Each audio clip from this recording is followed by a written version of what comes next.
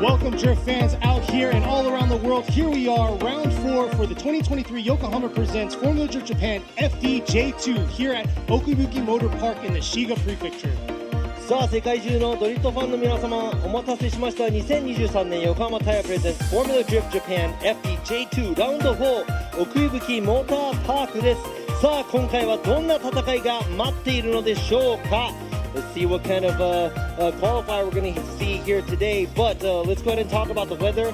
こちらですね、天気は、もうご覧の通り晴天、すごく心地がいい風もある、一日です。まあ日差しがちょっと強いのでね、お越しの皆様もね、熱中症などの対策をしていってもらいたいと思います。Sunny, but the sun ray is hot, so you gotta watch out for everybody. Make sure you're hydrated, get your liquids, so forth. Stay out of the sun. そしてですね、ドライの路面ということでいっぱい発見が見れるのかなと思いますが、実況席の方を紹介してまいりたいと思いますが、こちら隣にいるのが英語での実況を一緒にやっていっていただきますケニー・ハリスさん、そして、私ラビ西田、僕の隣にいるのがね皆勤賞、FDJ のドライバーでもおなじみの、深田忠宏選手、今回はジャッジ、そして一番向こうにいるのがドリフトレジェンドでもある今村陽一ジャッジ、この3名のジャッジ、そして英語と日本語の、このライブストリームを世界配信で、やっていきたいと思いますので皆様、最後までよろしくお願いします。ということでですね、just an introduction, you probably already know who we are. Fukada, he's a Formula Drift Japan driver. Yoichi Mamura, always FDJ judge. I'm one of the judges, and I'll be doing the commentating in English and Japanese worldwide. And we got Kenny Harris right here alongside with me. さあ、このフォーミュラドリフトジャパン FDJ2 はですね、少し説明させていただきたいと思います。Let me go ahead and explain a little about FDJ2。FDJ2 は横浜タイヤのワンメイク、で行われております。そのタイヤはアドバンネオバ AD0909 です。ワンメイクタイヤということでグリップの差はイコールコンディションになります。タイヤをイコールコンディションで差し替える大会は他にはなかなか聞かないと思いますが、腕試しとか、車のセッティング、いろいろな要素がね、すごく大切な、イベントとなっていますので皆さんね腕を振るって、頑張っていきたいと言ってもらいたいと思います。Since FDJ2 is a spec tire series, everybody's on Yokohama tire. Advent AD09s, grip conditions, they're all the same. Everybody's on the same grip, so it's all about the drivability and how well the vehicle is set up to the driver and to the track.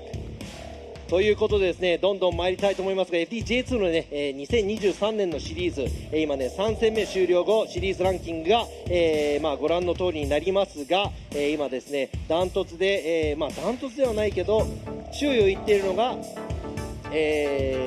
中村選手ですね、マイキー中村選手ですが、第1戦は與座選手、第2戦は水野選手、第3戦は中村マイキ選手、各、イベントですね優勝が毎回違っています。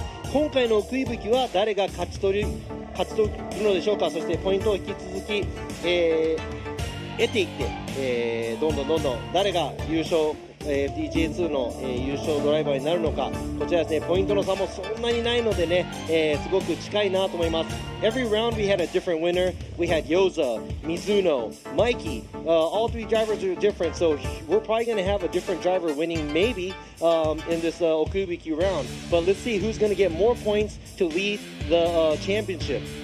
ということでね、注目なのがシリーズでも3位のリューマ選手ですね。彼はなんと15歳と7ヶ月という、若いドライバー、免許はないけど現在3位、ということで残り3戦ですね、どうなるか楽しみです。Looking forward to seeing, we're going to do a little close up to Ryuma and an interview with him. He's only 15 and a half years old. He don't even have a driver's license and he's third place in the series. So let's go ahead and see his interview, see what he has to say.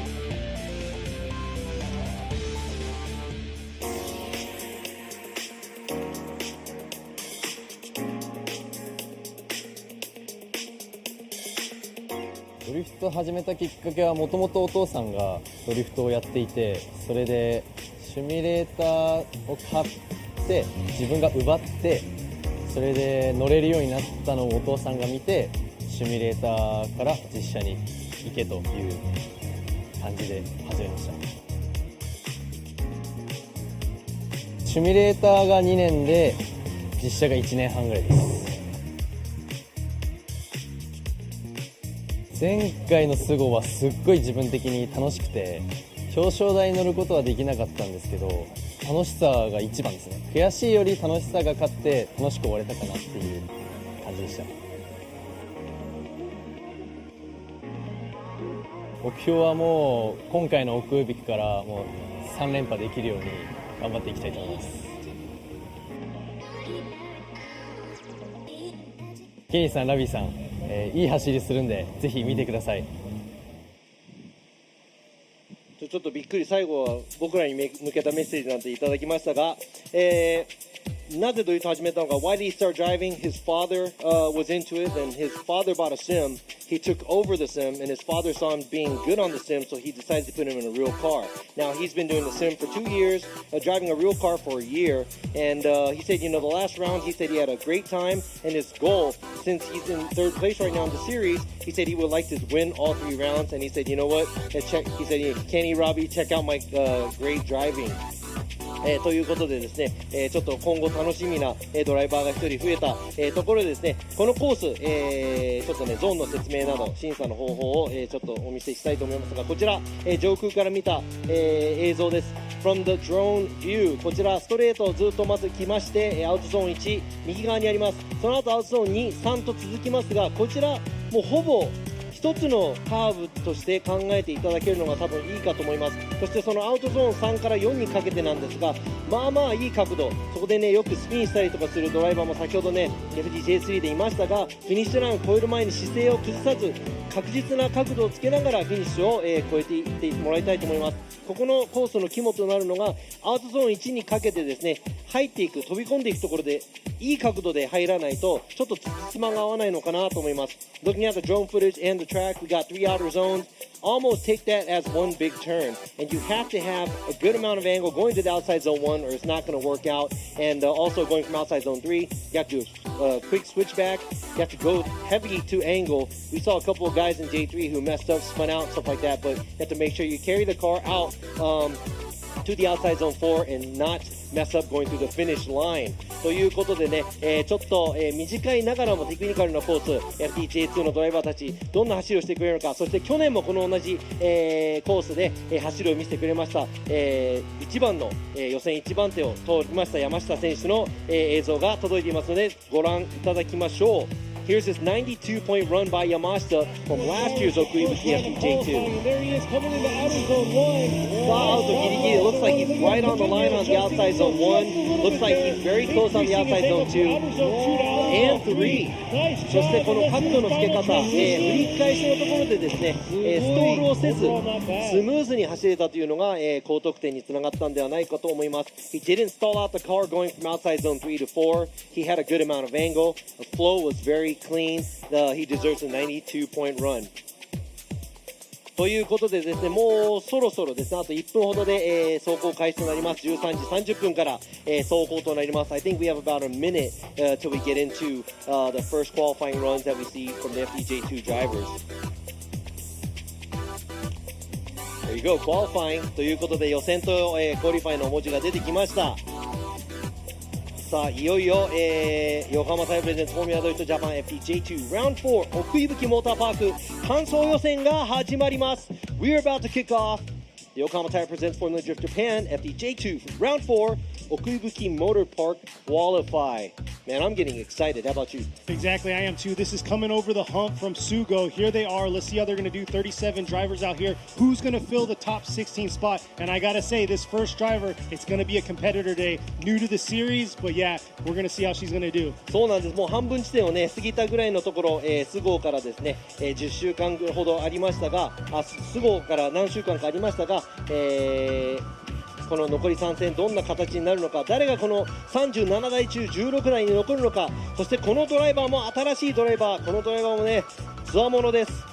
さあ1番目、予選1番目のドライバー The number one driver for the qualifier right here ゼッケン915 Echo Gao 1087 with Rocket Bunny Racing. 1087 and Energy Jeep coming out of China. Here she is swinging around. Looks like she tipped a tire, but man, there she is throwing smoke earlier on right there into that outer zone 2. Wow. Nice job through that zone. And right there, right off the jump, aggressive all the way through and nice すごい fluidity. 1本目からすごい走り、エコー選手ラインギリギリ、のところをずっと走っていきました。角度も十分、そしてアクセル回路も多かったんですが、今回初出場と思えないくらい、勢いがある。 And I got a highlight right there. That's left-hand drive skyline right there. So there she is ripping around into that outer zone 4. Nice fluid motion through outer zones 3 to 4. 今の走行ですね、ちょっとアウトゾーン1もですね、タイヤが1本出てしまいました。そちら、ラインのスコアで減点されていくでしょう。しかし全体的に結構いい勢い、ちょっと1本目から目が覚めるような走り。 That was a pretty impressive run by Echo, and this is the first time she's competing in FD Japan J2, and that's the first run she lays down. That's pretty impressive. It really is. So here you are right there, 83 points, starting us off right. さあ1本目から、かなりいい得点だと思います。83ポイント、エコー選手83ポイント。That's an impressive score from being a first run. さあ続いても海外からの、選手です。ゼッケン614、ケン・ヤン選手。HKGSA こちら香港から、遠くはるばる車も持ってきました。前回もちょっとトラブルがありましたが、今回はどんな走りか。 See how Young's going to do coming around in his Altezza, bringing it into that outer zone 1. Had a little bit of car trouble last round, but look at bringing it back into this outer zone 2 to 3 right there. Swinging back, filling that outer zone 4 right there, getting the bumper in that zone. Getting 2 strong finishes by 2 good drivers right there. さあ、ケン選手もちょっとフラフラしながらもなんですが、なんとか、コース上、走っていきました。もちろんね得点は入りますが、少しふらつきなどでアングルまたは、スタイルの方で減点、引いていかれると思います。There's a little bit of a he was a little washy here and there, even going through outside zone 1. He had to adjust a lot. There's an angle change there at outside zone 1. Not fluid, but he does get a score down on his first run. And a lot cleaner than the practice runs that we saw earlier on. Kind of collected himself to put a run in the books, but I think I'm going to see a lot more aggressive in his second qualify run. そうなんです。ケン選手のね、練習よりかは、いい走りができたんじゃないかなと思いますが、1本目、ケン・ヤン選手64ポイント。That's a 64 for Ken Young's first run. ということでどんどん参りたいと思います。1本目の、走行ですね。予選の1本目の走行、ゼッケン860、谷岡明夫選手、モノブラン and RS 渡辺、AE86 です。AE86 still in competition. Tanioka going to try to make it happen here in the A86, bringing it around into that outer zone 1. Oh, looks like a struggle right there. Debuting the car at Ebisu Circuit, unfortunately struggling right there through that initiation into that outer zone 1. いや NA で音はかっこいいんですが、やはり1アウトで少しパワーに食われているのか、車戻ってしまいましたので、今回は1本目残念ながらノーポイント。恵比寿のラウンドからね、出場し始めましたが、どんどんこの場にも慣れていってもらって活躍を期待していきたいと思いますが、残念ながら谷岡選手1本目ノーポイント。Like you said, the first round he joined us with the Ebisu. Hopefully he gets used to this, and maybe he was, down on power. I'm not sure, but hopefully he can put it together for a second run. さあ続いてのドライバーゼッケン22番高野康夫選手、Garage Miralda Cleve Racing with 999。さあTakano right there, clean 180SX, beautiful looking car right there, real quiet coming into that outer zone 1. Oh, unfortunately dipping 3 tires right there halfway through outer zone 1. That's going to be an incomplete, unfortunately, right there. Trying to find out the rest of the track, figuring it all out, and right there you can see the finish, a struggle through that outer zone 4. いやちょっとね全体的にギクシャクしていましたが、やはりアウトゾーン1、半分通り過ぎたあたりからコースアウトしてしまいました。もちろん3本以上、タイヤが外に出てしまいますと、3本または3本以上ですね、ノーポイントとなってしまいますので、ドライバーの皆さん気をつけないといけません。That's going to be an incomplete, more than 3 tires off, 3 tires off. It's going to be an incomplete. 残念ながら高野選手1本目のポイント、しかし2本目がまだあるので、頑張っていただきたいと思います。Looking forward to seeing him do better for his second run. さあ続いてのドライバーゼッケン119、谷川博和選手 Team Growing Up。 Tanigawa in the S15, very clean car. You can see right there, final connection snapped all over it. Let's see how Tanigawa is going to do, leaving the chicane now. First qualify run of the day here. bringing it around, hard flick into this outer zone 1, hanging on to it right on the edge. A little adjustment halfway through that outer zone 1, bringing it back around into this outer zone 2 here. Nice job riding that back line, a little shallow through the outer zone 3. A little bit of gear changing into that transition to that outer zone 4. ちょっとこれはスコアは入るのか、ちょっと今のは追走になったら最後の方はついていけない。まずアウト1で角度を引く、アウト2は、もちろん良かったんですが、3も角度をつけてここからですね、ちょっとすんのめった感じ。そしてこのアウトゾーン4を過ぎていってフィニッシュは一応スコアは入りますが高得点とはならないと思います。ちょっとね最後のアウトゾーン4でもですね角度はつけたんですが最後の方で立てなきゃいけないというところで、あまり高得点は期待できないと思います。もちろんペースを崩さずに全体的にクリーンに、駆け抜けていかなきゃいけないので先ほど FDJ2 の走りも見ていた通り、80ポイント台後半で走るドライバーみたいに、やっぱりね勢いがあって、クリーンな走りを求めて、僕らもスコアを入れていきますが、谷川選手1本目57ポイント。Yeah, not a clean run. We didn't give him an unchaseable lead, but it was very sloppy. Hopefully he could do a better job for his second run. 続いてのドライバーゼッケン333田辺海斗選手 Deer Motorsports with Junction. Tanabe in the S15. A little bit of adjustment early on, a little late on the outer zone 1, bringing it around through the outer zone 2 here. Not too bad through the zone, and here's that transition that a lot of these drivers are getting caught up on. A little late through that outer zone 4. さあ今の、田辺選手の走行なんとか、コース内そしてラインはいいところなのかなという感じがしますがちょっと全体的に浅めなので、アクセル回路もこう、調整しながら走っているような感じです。Looks like he does okay on the line, but I'd have to say since he's shallow, he looked like he was adjusting a lot on his throttle. That's going to affect his style score as well. But let's see what the other judges have for him too. There you are, 69. さあ田辺選手1本目69ポイント69ポイントです。さあ続いてのドライバーです。ゼッケン551岩崎沙織選手 from Team Saori with Globe Motis。 さあいつも勢いバッチリの岩崎選手。 Iwasaki leaving the chicane now. Let's see how she's going to do on her first corner run. Looks like an adjustment right there. Not finding the right gear. Losing power into the outer zone 1, bringing it back around through the outer zone 3. ちょっと1コーナーは浅め、全体的に元気もなく回転が落ちていった感じがしましたがシフトミスなのかなという、ストレートで感じがしましたがただ回転が上がってなかっただけなのかもしれません。 Looks like she was dropping RPM. I thought she was in the wrong gear when she was on the straight. Maybe she put it in the 5th instead of 3rd.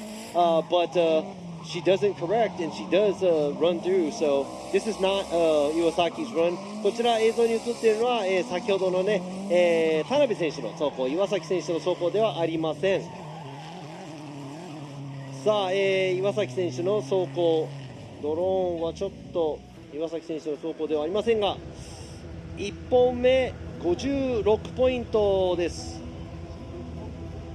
It's going to be a 56 for Iwasaki. ちょっと2本目、頑張ってもらいたいと思います。 Looking forward to seeing her on her second run. さあ続いてのドライバーゼッケン72番西崎智春選手種松 Thunderbird。 こちらこの車のオーナーになってもうかなりの長い年月経ってるらしいです。 Yeah, Nishizaki, I think he's original owner on this vehicle. Oh, huge adjustment right there, straightening halfway through that outer zone 1. A lot of these drivers struggling right now through this course. And yes, that outer zone 3 to outer zone 4 was kind of like that zone that a lot of these drivers are honing in on. But right now, earlier on in the outer zone 1 is where they're struggling. 今のはちょっと振り出してからのアウトゾーン1ここからここ車をまっすぐずっと走らなきゃいけないということで、まあ追走になってしまったら後追いの車行き場所をなくしてしまうということで先行のリード戻りということで、1本目残念ながら西崎選手ノーポイントです。That's going to be an incomplete on the outside zone 1. Obviously, that would be kind of an unchaseable lead where the lead car kind of goes straight a good distance. さあ続いてのドライバーゼッケン、222田島雄一選手 Deere Motorsports in Junction. Tashima in the S14 leaving the chicane now. Bringing it around into this outer zone 1 here. Oh. Nice shot, filling that zone, carrying it through into this outer zone 2. Real shallow through that outer zone 2, not able to get all the way out into that zone. Bringing it back around through outer zone 4. Nice job, strong finish through that outer zone 4, but that outer zone 2 is definitely going to affect his run. そうですね、ちょっと、見た感じもですね、ラインのジャッジは、別なんですが、ちょっと余ってる部分、少しあったかなというところ。しかしですね、1本目でポイントを取るということで、スコアはちゃんと入っていると思うので、何ポイントになるのか。It looked like he was just putting in a run to get a score. Doesn't look like you said, he wasn't filling the zones. Outer zone 1 looked pretty good, but like you said, the other zones, it looked like he was kind of starting to go away from the edge of the track. 今ですね、アウトゾーン1から離れていった後ですね、少しコースの外から中に入っていくような感じが、ドローンの映像で見受けられました。さあ1本目73ポイント。73 points right there. 73 points from Tashima. First run. ということで、続いてのドライバーゼッケン66番岡田龍馬選手ケースレーシング1本目の走行。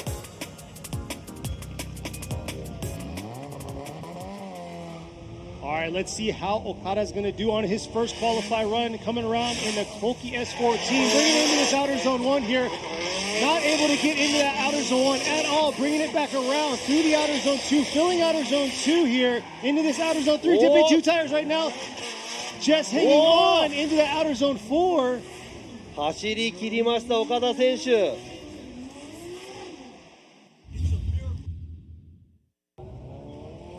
ということで岡田選手ちょっとラインは全体的にずれていましたが1本走行が終わりましてスコアは入ります。ちょっとね1脱したり2脱したり1脱だけなのかなという感じがしましたが角度は、きっちりちょっとゾーン付近でですねラインは間違っていましたがゾーン付近ではちゃんとね角度深いところを、走っていました。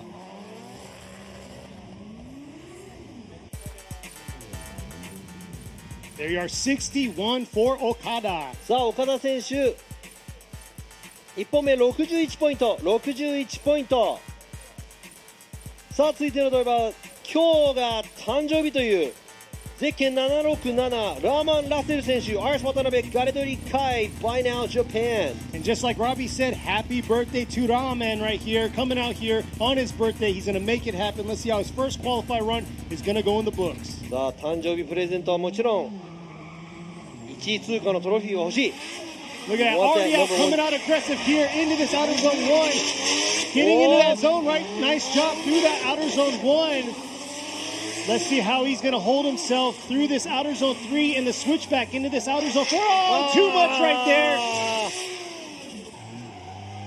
Happy birthday to you. タイミングが That was a bad timing. It was really bad timing. But 残念ながらラーマン選手1アウトすごい良かったです。しかし2のアウト少しラインが取れず3のアウトいい角度で通りましたがその反動で振り返しアウトゾーン4に行く部分でスピンを残念ながらしてしまいましたがポテンシャルがあるので、2本目期待したいと思います。 Everything looked good on outside zone 1, missed outside zone 2, outside zone 3 the angle I loved it but because of the angle for 3 looked like he spun out. He does have potential. Looking forward to his second run. さあ続いてのドライバーゼッケン350、鈴木和正選手 APG Japan Car Zoo Racing. See how Suzuki's going to do on his first qualify run here in his S15, bringing it back around here into this outer zone, over rotating right there before he got to the outer zone 1 through the 3-2-1 over rotating. That's going to be an incomplete for Suzuki. さあ鈴木1本目、ノーポイントとなってしまいましたがすごく分かりやすいノーポイント、ダイナミックなスピンこの気分でですね2本目抑えて、スコアを入れていってもらいたいと思います。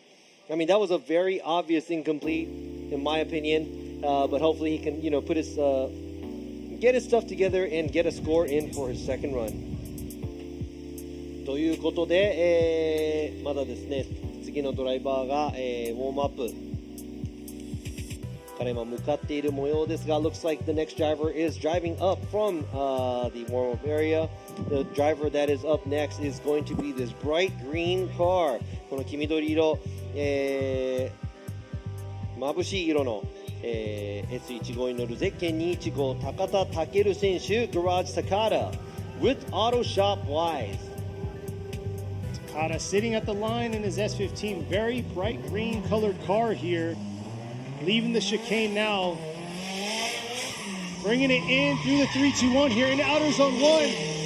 Just thinking a tire right there early on into the outer zone 1, making an adjustment before the zone, bringing it into the outer zone 2. Nice job through that zone and into outer zone 3. Looks like he's slowing down a little bit more than the other drivers, and yeah, straightening right through the finish. なんか回転がだんだん落ちていく感じがしました。車回転ちょっとキープできなかった感じがして、最終的にはフィニッシュライン、目前でまっすぐなってしまいました。残念、高田選手1本目のポイント。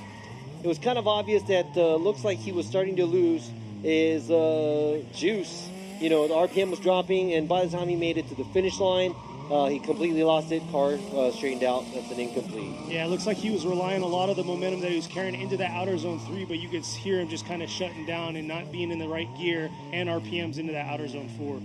さあ、続いてのドライバーゼッケン235後藤光信選手 Team 鉄人 with Lavka. There's the official incomplete right there. For the viewers out there, there is a link right there to follow us for this bracket of qualify. You can see who's up next and who already went. さあ、この鉄人カラーの後藤選手の1本目。Goto ready to go in his JZX 100 Mark II. That's the Team 鉄人 color. Bringing in real aggressive approach to the 3-2-1 into this outer zone 1, getting that bumper into the zone. Could have been a little bit deeper through that zone, but able to carry it through to outer zone 2 here. Nice job. Nice smoke trail, bringing it back around through the outer zone 4. ちょっと最後のところ、もうちょっとスムーズに走れればという、部分ありますが、もちろん、スコアが入ります。そして、アングル的にはまず、そして通る場所ですね、ラインのジャッジが何点入れるのか、そしてスタイルのジャッジが何点入れるのか。Angle-wise, he did okay. I'm not going to say it's one of the best, but it was pretty good. And now, depending on what the style and the line judge has to say here. And there you go right there. Goto with a 67 on his first qualify run. さあ、後藤選手の1本目、67ポイントです。さあ、続いてのドライバーはもうスタート地点に待っています。こちら、ゼッケン16番渡辺浩太選手 AXYMR Racing with props. Here we are, Watanabe. The S15, if you're in the Fuji area, go get a haircut by him. He's bringing it around. Oh, but unfortunately not able to carry it through the outer zone 1 and over-rotating, getting it incomplete. くるっと回ってしまって残念ながら1本目はノーポイント。この本業は美容師である、渡辺選手1本目スピンをしてしまいました。ノーポイント残念。ぜひ、富士のエリアにいたら渡辺選手の、美容室に行って髪を切ってもらえるのはどうでしょうと、そう言ってくれとも言われてないんですが、こっちで勝手に宣伝してます。He didn't ask me to advertise, but I am. So there you go, the official score right there. The viewers out there, if you're just tuning in, we had FDJ3 on earlier for qualify. We finished that, and here we are, almost halfway through the FDJ2 round of qualify. First round of qualify. We have 37 cars competing. If you want to follow along, right above there's a link in the chat. Check it out. さあ、まだですね、1本目半分、もうすぐ半分ぐらいなのか、でも8名しかスコア入れてませんので、1本目で高いスコアを入れて他のドライバーにプレッシャーをかけるのは、とてもいいと思いますが、1本目走って現在エコー選手の83ポイントが、ポイントリーダーとなります。さあ続いてのドライバー、オーストラリアから、ゼッケン144ダニエル・メスマー選手 The Sideways Experience. Mesmer coming all the way from Australia. Here he is. Look at that nice aggressive approach into this outer zone 1. Getting into that zone right there. Nice job keeping control of the car around this outer zone 2 here. Nice job by Mesmer into that outer zone 3 with the hard flick through this outer zone 4, getting right back on it into that zone. さあダニエル・メスマー選手、結構いい勢い、ちょっとラインがちっちゃいところもありましたが、角度的には勢いがあったかなと思います。さあ全体的にやはりね、迫力のある走りスタイルのジャッジもそこを見ていっていると思いますが、アウトゾーンにちょっと余っていた。しかし3、4もですね、今リプレイを見ると、まあまあいいところを通っていたんではないでしょうか。こちらドローンの映像です。アウトゾーン1、ちょっと遅めに入り、アウトゾーン2、ちょっと、ラインちっちゃい、その他ですね、ぐっと、ラインを引き締めて走っていきましたダニエル・メスマー選手。 Looks like he entered outside zone 1 a little late, missed outside zone 2 a little bit. Let's see what his score is going to be. さあダニエル・メスマー選手1本目82ポイント。 There you are right there. Mesmer score 82, sitting second right now in points. 現在、82ポイントは2位ですね。安心して2本目走れるんではないでしょうか。さあこちら、1本目のドライバーの、半分地点もうちょっとで通過しますが、1本目のドライバーどんどん見ていきたいと思います。こちら FDJ2 も今年から参加、ゼッケン773塚本七海選手、日比野塾、現在アメリカでも、頑張って活動しています。There you go, Nanami Tsukamoto, driving in the States as well. Exactly, she's in a JZ at 80 out here, but yes, she is competing in the States. Here she is filling that outer zone 1. Nice job dipping a tire right there toward the end, bringing it back around into this outer zone 2 here. Let's see how she's going to control herself, flipping it back around into this outer zone 4. Nice job through that zone.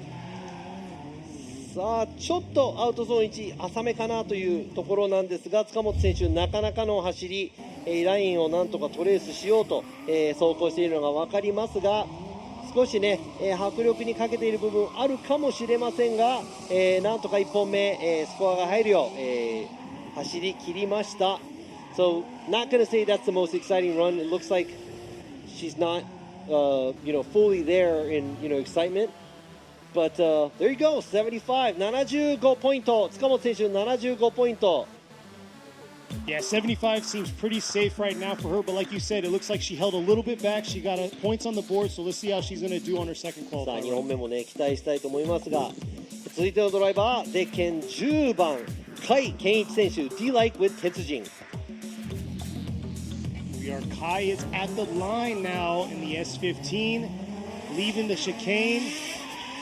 Look at that huge flick earlier on right there, bringing it into the outer zone. Oh, but too much. ちょっと行き過ぎちゃった。 Too much momentum into that outer zone 1, dropping 3 tires. That is going to be an incomplete, unfortunately. いや3本出てしまいましたので、今のは甲斐選手残念ながら1本目ノーポイント、1本目ノーポイントは2本目プレッシャーかかるのでちょっと嫌な感じがしますが、2本目頑張ってもらいたいと思います。 Getting incomplete from the first run obviously is not good because it's going to pressure you for the second run. So that's not good for Kai. Hopefully he can get his things together to get a score for a second run. ということでオフィシャルです。甲斐選手1本目のポイント残念。さあ、続いてのドライバーです。もうインターネットでも大人気です。 YouTuber の、サメット選手、ルーカス・サム選手、サメット with Gamer Subs and Be Forward ゼッケン11番1本目。 And here we are, everybody in the chat's talking about him. Here's Sam right there, real aggressive approach into that 3-2-1 into outer zone 1. Nice job filling that zone, getting right back on the throttle. Look at the smoke trail coming back around through outer zone 2, which we can't even see it, bringing it into this outer zone 4. Getting late into that zone, but able to get into the zone to the strong finish. さあなかなか、角度もバッチリついてアクセル回路も長かったんですが、ちょっとアウトゾーン2の1と2の間少し左足ブレーキが目立つ部分ありましたが、そこも兼ねてラインもまあまあ、アウト結構いいところ行ったんではないでしょうか。角度はね、結構いい角度を全体的に走っていたので、何ポイントになるのか。さあこちら上空からの映像です。このね上空から見るドローンの映像を見ると本当にどこを通ってるかすごく分かりやすいです。 Watching this drone footage really gives you an idea of how close you are to the outside zones. Let's see what Samet got for his first run. And there you go right there, an 81 for Samet. さあ80ポイント台入ってきました。サミット選手81ポイント、81ポイントです。さあ続いてのドライバーです。続いてのドライバーという行く前にすみませんでした。注意今受けました。ちゃんとコースを見ろと。Then watch the track before I go on to the next driver. They are getting the track ready. このコースのね、皆さんこの暑い中、にもう一回白線を引いてもらったりですね、コースワーカーの皆さん本当にありがとうございます。暑い中ご苦労様です。コース、スタートには小林くん、そして、クロちゃん、アウトゾーン3を、引いていくのが今大ちゃん、そして今アウトゾーン1から2にかけて走っていくのが川越くんです。皆さん、暑い中ありがとうございます。That's 川越 running from outside zone 1 to 2 who you see on the screen right now. That's 大ちゃん. He is lining up the outside zone 3, and at the start we have クロちゃん and Kobayashi being ready to launch us off here.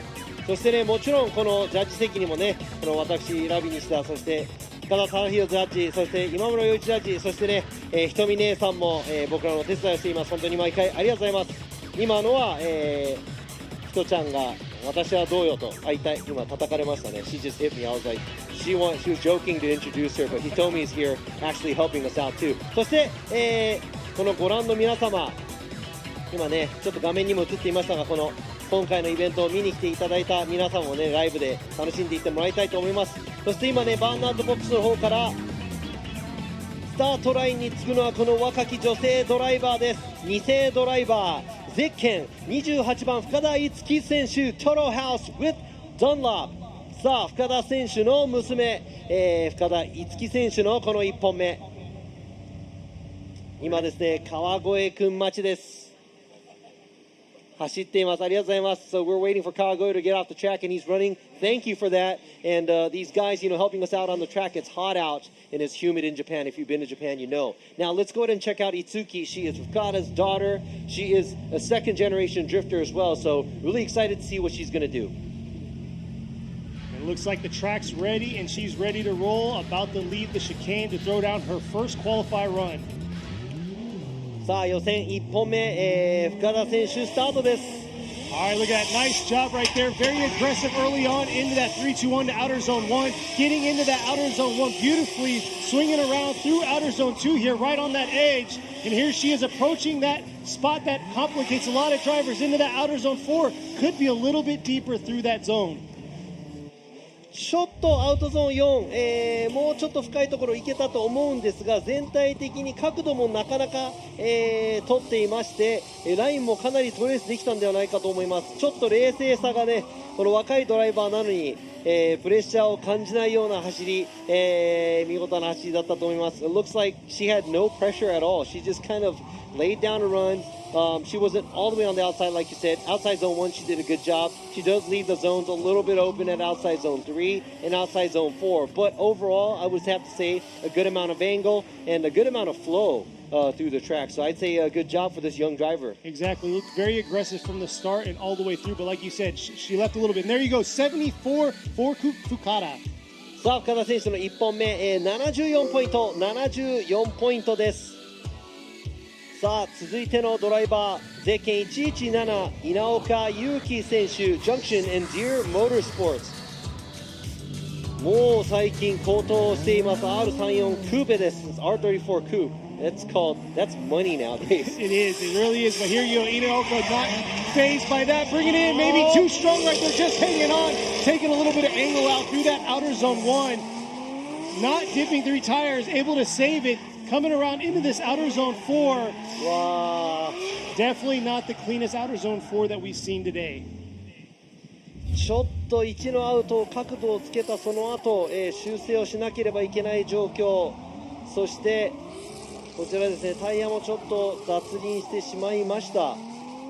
さあその後ですね、このアウトゾーン3、ちょっとまっすぐ気味にアウトゾーン4に行きまして、角度も浅くちょっとゾーン入りきれませんでした。上空から見ると1のアウト、その手前で少し脱輪、そして角度の修正、アウトゾーン2、3まではいいんですが、3ちょっと深いところまで入っていき過ぎちゃったのかな。アウトゾーン4、振り返し、ちょっとラインが変になってしまいましたが、稲岡選手1本目67ポイント。 And there you go, 67 for Inaoka. His line was a little off towards the end, and there was a few mistakes that he made. Hopefully he can clean that up for a second run. さあ、続いてのドライバー、ゼッケン219、杉田秀彦選手、Worker。さあ、こちらも珍しい車、33ローレル。Yep, Sugita in the old school C33 Laurel, big body four-door, bringing it around into this outer zone 1 here. Getting that bumper into the zone, left a little bit out there. Here he is swinging it back around through outer zone 2 and 3. Not too bad through that outer zone 3. Switching back around into the outer zone 4. Nice fluidity, but could have been a little bit deeper through those zones. ちょっとゾーンの深さまでは、ラインのジャッジが見ていると思うんですが、アングル的には全体的になかなかついていたんではないでしょうか。Looks like, I'm going to leave the line up to the line score. You did say, he did leave some of it open, but angle-wise, it looked like he was pretty good and fluid throughout the track. Now, for the second run, I'm pretty sure there's a few areas where he can clean up and see, like where he saw outside zone 1, he did have a little bit of space. アウトゾーン1でもちょっと、隙間が外のライン、アウトゾーン3でもですね、あるのではないかと思いますが、そこら辺もね、2本目、なんとか頑張って走ってもらいたい部分ですが、1本目の走行75ポイント、That's a 75 for his first run。ということで、続いてのドライバーですね、予選でも何度か1位通過をしている九州からのこの強豪ドライバー、ゼッケン840、山下和孝選手、Cause Power with Wacos with K Factory。Exactly, Yamashita, you saw earlier on in the program, he got first last year here and qualified. Let's see if he can solidify that deal again this year. そうなんです。このラウンド、去年のこのラウンド同じコースで92ポイントを叩き出している山下選手、ここでも1本目、2本目どんなスコアを、獲得するのか。He's got a VR38 crammed underneath that hood of this 180SX, and here he is. Hard flick right there at the 2, coming around into that outer zone 1. Nice drop through outer zone 1, bringing it into the outer zone 2. Could have been a little deeper through outer zone 2. Took a little bit of angle out into that outer zone 3, but got right back on it through outer zone 4. さあ今のは1アウト、結構ねビシッと角度をつけていきましたが、少しアウトゾーン3付近でですね角度を減らしながら走っていきましたが、アウ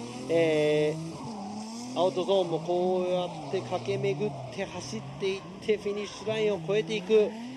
92点まではいかないと思いますが、もちろんね92点が取れるぐらいのドライバーなので、なかなかのスコアが出るんではないでしょうか。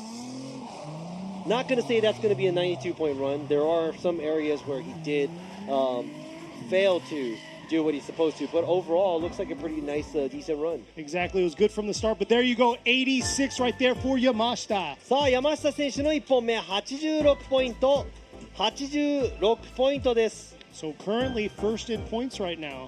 さあ現在ね、予選今リードしています。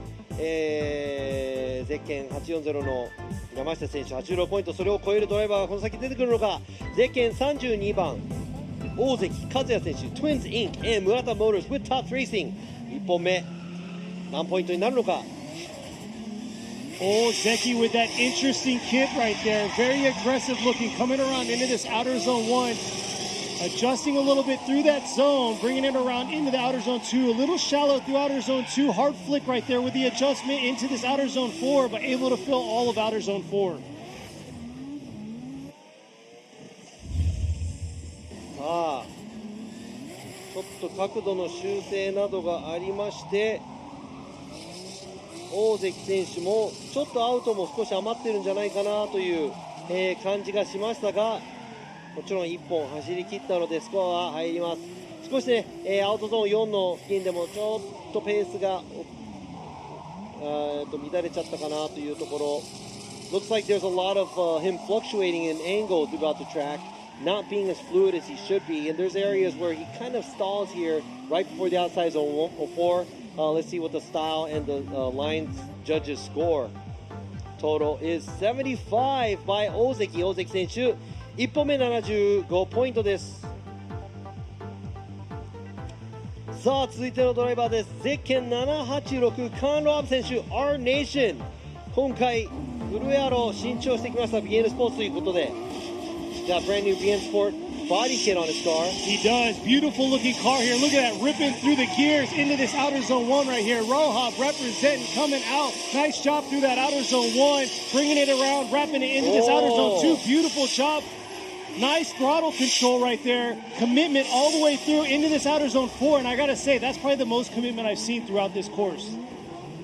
結構アクセル回路も多かったので、全体的にもスムーズさがありまして、あとはラインのジャッジがどう見るか、そしてスタイルのジャッジがどう見るか、アングル的にはなかなか全体的についていました。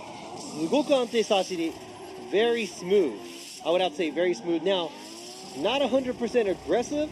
A lot of throttle, you know, some left foot braking here and there, but I would have to say very, very smooth.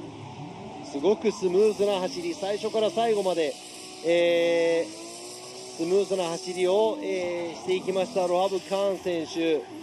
あとはちょっとラインが余っている部分、いくつか見受けられましたが、綺麗な、ちょっと気分が良くなるような走りでしたね。That looked refreshing.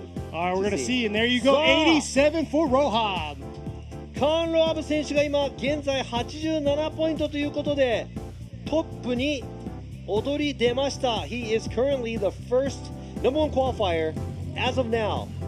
さあスムーズな走りで堂々と1番に上がりましたロハブ・カーン選手。この先そのスコアを上回るドライバーが出てくるのか。続いてのドライバーはゼッケン320稲岡拓也選手 Vehicle Racing。 Inaoka in the 180SX right here. Oh, real aggressive right there, right through the 3-2-1, initiating right at the 3 cone, bringing it around into the outer zone 1.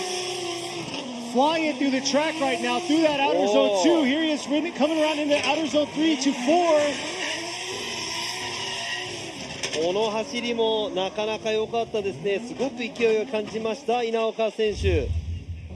I saw a lot of aggression here in his run, so I would have to say definitely one of the better runs that I saw all day. A lot of aggression and also a lot of throttle, good enough angle throughout the track and a good pace. いやペース的にもね、かなり良かったんではないかなと思います。さあ稲岡選手、この上空から見たこのドローンの映像、なかなか綺麗にまとめて走ったんではないでしょうか。アウトのゾーンも通ります。少し角度の修正、アウトゾーン3から2から3にかけて少しだけありましたが、全体的にまとめた走りだと思います。さあ稲岡選手、ちょっと、1番に1ポイント及ばず86ポイント。1 point away from the leader right now. Exactly. 86. Tied right now with an 86. さあ86ポイントもね、前回の、ラウンド、去年のラウンドの1番の山下選手と同ポイントの86ポイントです。さあこちらも YouTube では人気者、ゼッケン2番のラバー博士です。Here we are. Dr. Rubber has a huge presence of fans out here waving his pink flag in the air, and here they are coming around. Here he is coming around into this outer zone 1. Not the approach you want to have through that zone. Missing the first half of outer zone 1, just dipping through that outer zone part 1 part right there. Oh! Huge correction. ちょっと今のはリプレイを見ないと。アウトゾーン3でね、今スコアが入ったとしても大きく角度を戻してしまいました。さあもう一度確認していきたいと思いますが、アウトゾーン1、ちょっと変な角度でアウトゾーン1入りました。アウトゾーン2は大丈夫。そしてここでですね、ちょっと車を戻しすぎてしまいました。今のはちょっと追走になってしまいます。後ろの車が行き場所をなくしてしまいます。多分他のジャッジもそうなんですが、残念ながら1本目ノーポイント。 That's going to be an incomplete. That's a huge error at outside zone 3. As you see, he stops almost drifting fully, goes off track 2 tires. If you had a chaser, that's going to be very, very hard to mimic. That's going to be an incomplete because it's an unchaseable lead. Yeah, exactly. う He わ had ー a 残 huge 念 friction. ラバー博士残念ながら1本目はノーポイント。しかしまだ2本目ありますので期待していきましょう。 So as a second run, let's go ahead and check that out. さあ前回のラウンド初表彰台ゼッケン67番大友龍一選手 from 小松 Racing. Here we are, Otomo finishing third last round at Sugo. See how he's going to do on his first qualified run in his IS 300. Look at that, very aggressive. Trying to flick the car, but unable to get all the way out to the outer zone 1. Trying to collect himself in through outer zone 2 and outer zone 3. Coming in real hot to outer zone 4. Nice job into that zone, holding on through the finish. いや今惜しかったのは後半、盛り返してきたような走りだったんですが前半ちょっと、アウトゾーン1の角度あまりつけられない状態、アウトゾーン2、3、4というところですね。いい振り返しを見せてくれました大友選手の1本目。あとはスタイルとラインのジャッジが何ポイントずつ入るのか。ちょっとアウトゾーン1深く入りすぎてアウトゾーン1の最初の方はライン取れて いられない感じ。しかしアウトゾーン2、3、4はあまり取りこぼしがないような、感じの走りでした。さあ大友選手の1本目79ポイントです。 Otomo with a 79 on his first qualified run. さあ続いてのドライバーはゼッケン220石塚真一選手アウトガラージ S クリーブスノコウィステリア。 Ishizuka in the R33 coupe here, leaving the chicane now. Here he is bringing it around into this outer zone 1. Taking a little bit of angle out through that outer zone 1, coming back around through outer zone 2 there. Not too bad through that zone, a little late into the outer zone 3, flicking it back around into the outer zone 4.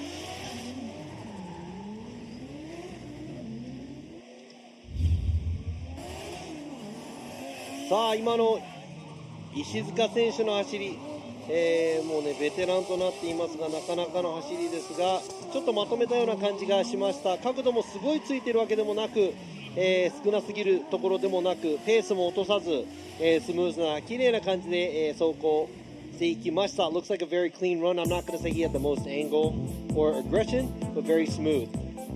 ということで、石塚選手の1本目75ポイントです。 And there you go, Ishizuka getting a 75, right now sitting 10th overall in points. So these are our top 10 drivers ね、 going 石 on. 塚選手からねこのシリーズランキング10位の、ドライバーからなのでね、次はシリーズランキング9位のドライバーです。ゼッケン78番池本和真選手 Progress Project Mu Motis。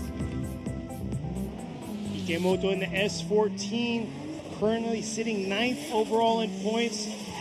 Here he is, bringing it around. Oh, rotating too early, not able to carry the car all the way out to the outer zone 1, throwing him offline, but able to get a little bit into that outer zone 2, filling outer zone 3 right there. A little late though in that outer zone 3, and adjusting himself to make it into that outer zone 4. So bad start, but a good cleanup. 今ですね初っ端から大きなミスアウトゾーン1外まで、車を持っていくことができませんでした。なんとか立て直そうとしたんですが角度的には全部ついていますが全て、スタイルの得点そしてラインの得点は多分結構厳しめで見られるんじゃないかなと思います。 Like you said, it started off really bad, ended up doing better, but that's a 62。 池本選手62ポイントです。 Yeah, not sure if 62 is going to be safe. He's going to have to pick it up on his next qualify run. さあ続いてのドライバーは恵比寿ラウンドでは見事表彰台ゼッケン104水野俊彦選手 Last Luck MNY ガレドリ with 鷲倉温泉。 Mizuno coming around into this outer zone 1, ripping through gears in the straight, coming around through outer zone 2 here. Nice job filling that zone. Coming with some heat into the outer zone 4, just hanging on right there, finishing strong.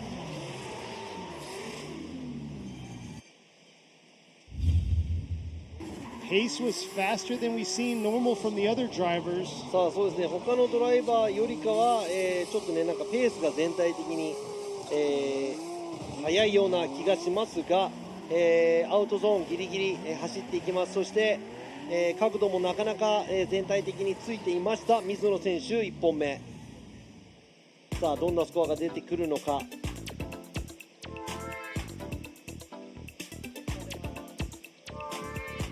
さあ水野選手も80点台に乗せてきました。1本目85ポイント。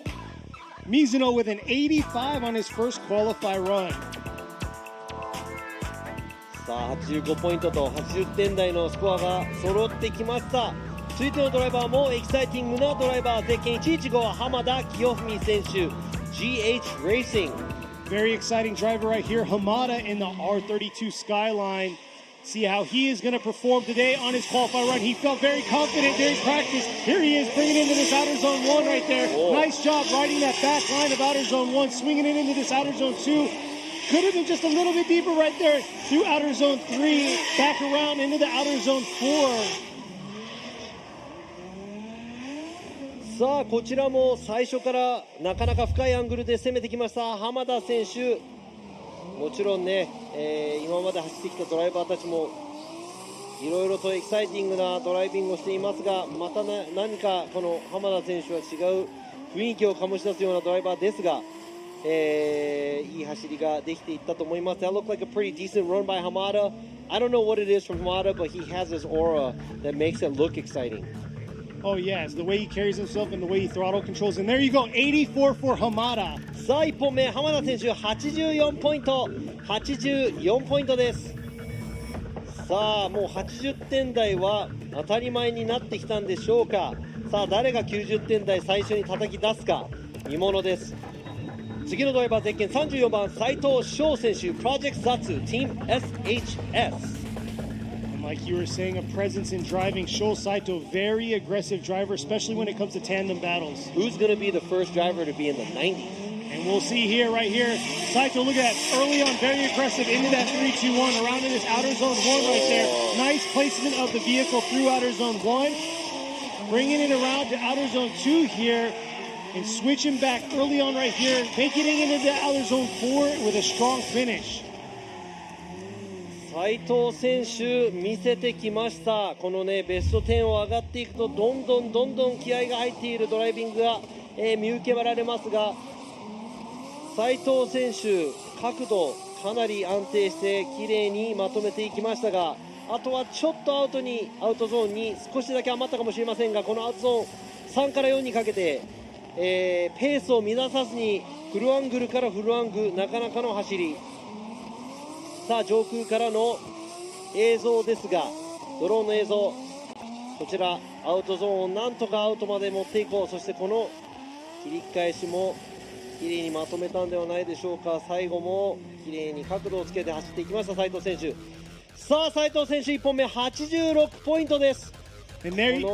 There you go, Saito with an 86 contending for the top spot, but looks like he's 1 point away. さあもうこの80ポイントの半ばはもう当たり前になってきたみたいです。It looks like that's like the norm now, being in the mid 80s.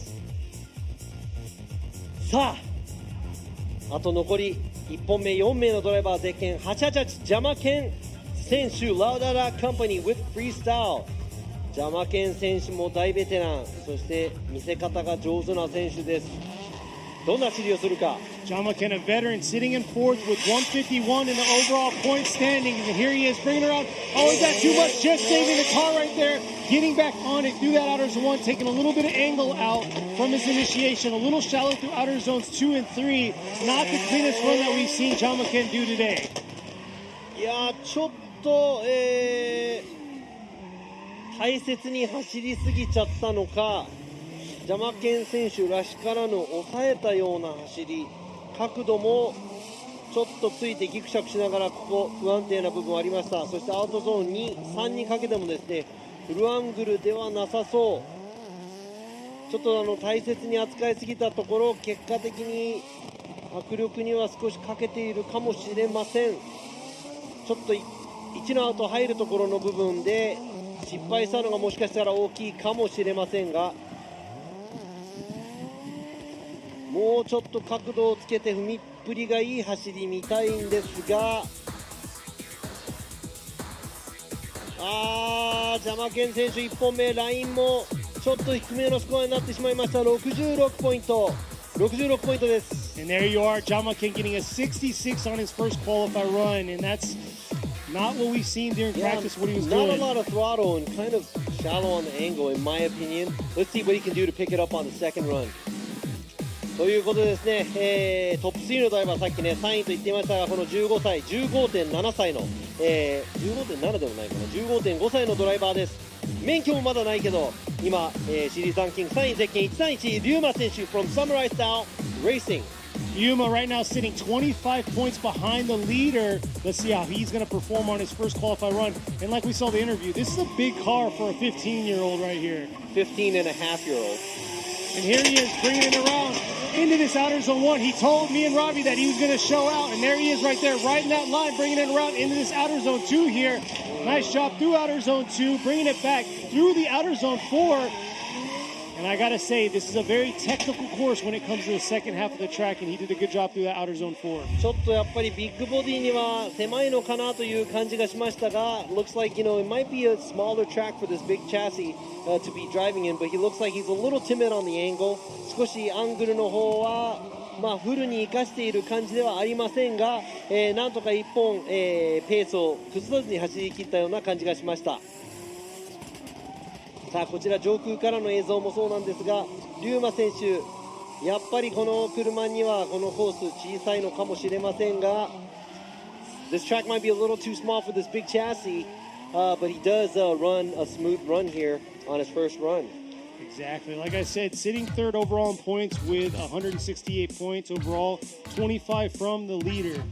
今シリーズランキングでは、168ポイント、2位のハリー・ヨザ選手が173、マイキー中村選手が193ポイントと、30、ポイント弱ぐらいですかね、空いてます。さあ1本目76ポイントです。 Yuma with a 76 has a lot to make up for his second qualify run. さあリューマ選手2本目も控えているので爆発してもらいたいと思います。さあ現在シリーズ2位の表彰台でもおなじみゼッケン43番ヨザ・ハリー選手 Harry Sato with Big Hit Blocks Japan. Yoza in the R32 sitting in second right now with 173.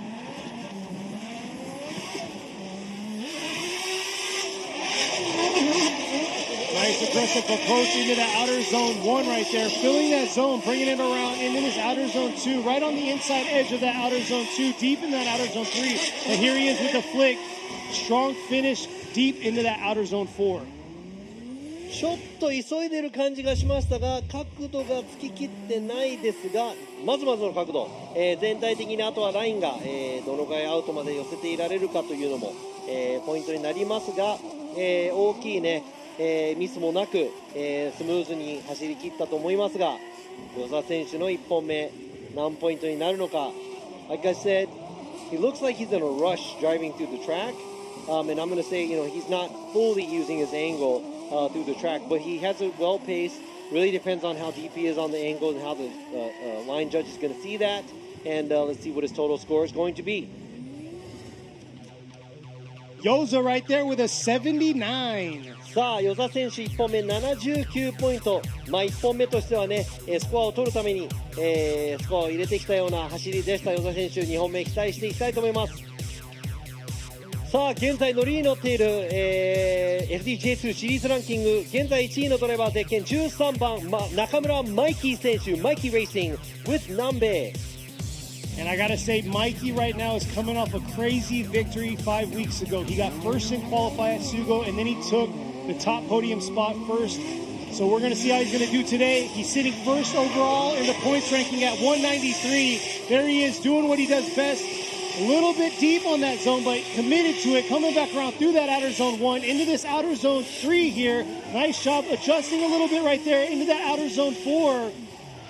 Laying some smoke down. さあもう迫力は満点と言いたいところなんですがちょっとアウトゾーン1から2から3かなにかけての、ちょっと左足ブレーキが目立ったところがありますがもうアクセル街道は多分今日一、白煙ももしかしたら、今日見た中では一番出ているのではないかなと思います。アングルもなかなか、深いアングルで走れていたので、総合得点が何ポイントになるのか最近ねこのワイルドのドライバーなんで、この先注目していきたいと思いますが、The wild driver, there's a lot of left foot braking through outside zone 1 to 2. It looks like he made a mistake where he got a little too deep, but he did adjust his line. And that's a lot of smoke that we saw throughout, all of the drivers today. But let's see what his first run is going to be like. And there you are, Mikey getting an 84 for his first qualify run. さあ、中村マイキー選手1本目、84ポイント、84ポイントです。さあ、もう80ポイントのね、半ばはもう普通になってきちゃいましたので、2本目皆さんドライバーに、頑張っていってもらいたいと思いますが、being in the mid 80s is almost normal now for all the drivers, so I'm looking forward to seeing all the other drivers to come up to the mid 80s in the second runs they have. Exactly, the second push that we're going to see shortly after this commercial break. さあ、この後ですね、少し休憩を取りまして、2本目をスタートしていきたいと思いますので、皆さんどこも行かずにチャンネルはそのまま。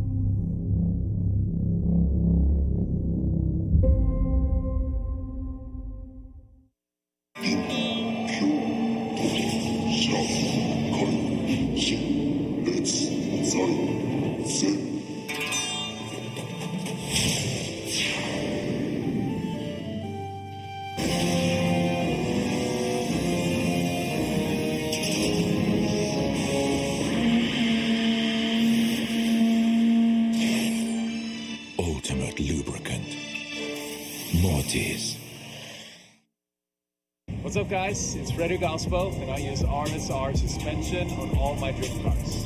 I love RSR. Iyo RSR Ichiban.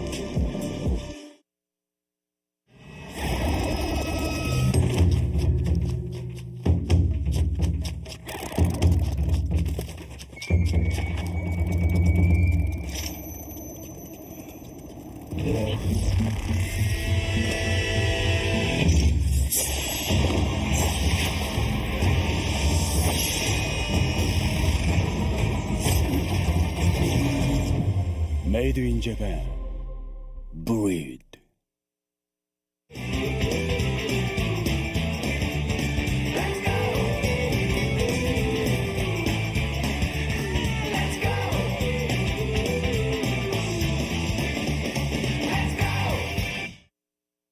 それではフォーミュラドリフトの審査方式について説明しよう。フォーミュラドリフトは3人の審査員によって審査が行われる。各審査員は走行ラインをチェックするラインジャッジ、ドリフトアングルをチェックするアングルジャッジ、そして走りを統括的にチェックするスタイルジャッジが担当する。ラインジャッジ、アングルジャッジの審査のため、コースには4から5箇所の審査ポイントが設定されている。設定されているのは主にコーナークリップ付近、ポイントとゾーン、コースによってはタッチ&ゴーがあり、この4から5箇所の審査ポイントでマシンの挙動がチェックされる。ラインとアングルジャッジは審査のポイント1箇所につき最高5点または10点。審査ポイントは全部で4から5箇所、最高30点がドライバーに与えられる。もう一つがスタイルジャッジ。スタイルジャッジは主に走行中の車全体の流れをチェックする。このスタイルジャッジでは最高40点が与えられる。すべての点数を合計すると最高100点。ドライバーたちはこの100点を目指しチャレンジするのだ。さて、審査基準は次の通りである。ラインジャッジでは審査ポイントで確実にグリップについているかが重要。グリップから離れていくに従い得点は下がってしまう。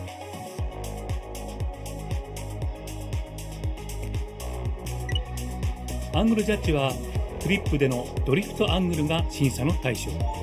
当然アングル、角度が大きいほど得点は高くなるが、戻ってしまったり不安定な場合は減点の対象となる。そしてスタイルジャッジ、スピード、スムーズさ、迫力、またドライビングから感じられるコミットメント、パッションもスタイルジャッジにおいて重要な要素である。審査では車の不必要な挙動、ブレやふらつき、メリハリのない走行などが減点の対象となる。またスタート時のエンジンストップ、フライングやパイロンタッチ計3回。審査コーナーでのスピンは即座に0点。コースからはみ出した場合は減点、または0点の場合もある。ステアリングの角度が0度になるようなアンダーステアも含め、審査員の判断で0点になる。突然ですが、ケニー・ハリスのワンポイントドリフト英会話講座です。我らがケニー・ハリス君に、ちょっと、ワンポイント英会話レッスンというか。Is the first zone. It's called Outer Zone 1. Outer Zone 1。アウターゾーン1です。さあ、こちらですね、英語で書くとこんな感じなんですが、Say one more time. Outer Zone 1. アウターゾーン1。Outer Zone 1。Here comes a car entering into Outer Zone 1. そして、Initiation. ということで、アウターゾーン1にじゃあ入る前のこのイニシエーションですね。Go ahead and say that in a sentence. In the sentence, coming up into the 3-2-1 cone. Here they are coming in, initiating into Outer Zone 1. で、イニシエーションのことなんですが、イニシエーションというのはその振り出し、という意味を、ドリフト用語では表しているので、アウターゾーン1、そしてそのイニシエーション、振り出しからアウターゾーン1に行く、動作をじゃあもう一回ケニーに言ってもらいたいと思います。Alright, one more time from initiation to outer zone 1. Alright, here they are coming into 3-2-1 cone, initiating into Outer Zone 1. という感じで、321のコーン来ました。イニシエーションをしながらアウターゾーン1に向かっていますという、感じで、ドリフト FD 見ながら、英語の勉強になると思いますので、楽しんでみてください。Thank you, ケニー。ありがとう。ケニーとラビーの英会話レッスンということでですね、ここスゴーラウンドにやってきましたが、この人一体誰と思っている方もいらっしゃると思いますが、彼はフォーミュラドリフト USA のジャッジ3人のうちの1人、クリス・ユールさん、アメリカから今回のラウンド来ました。彼ね、すごくシャイなんですよ。ということで、 So last time, round 2, we learned the word outer zone. This time we're learning proximity.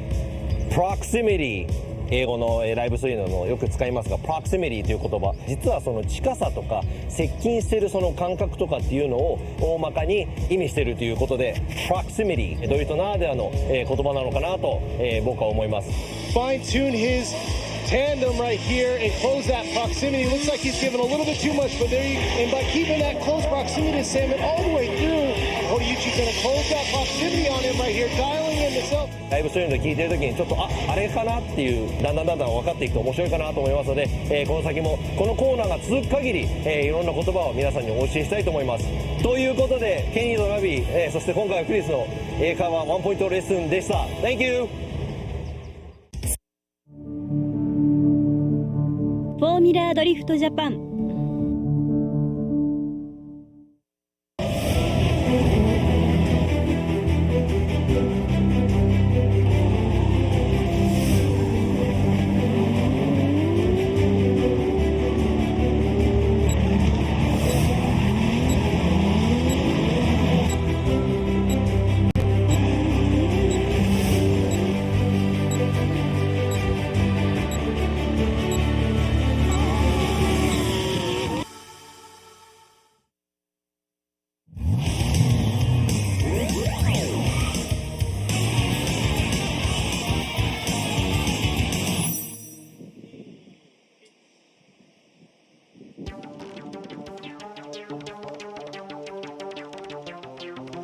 And we are back.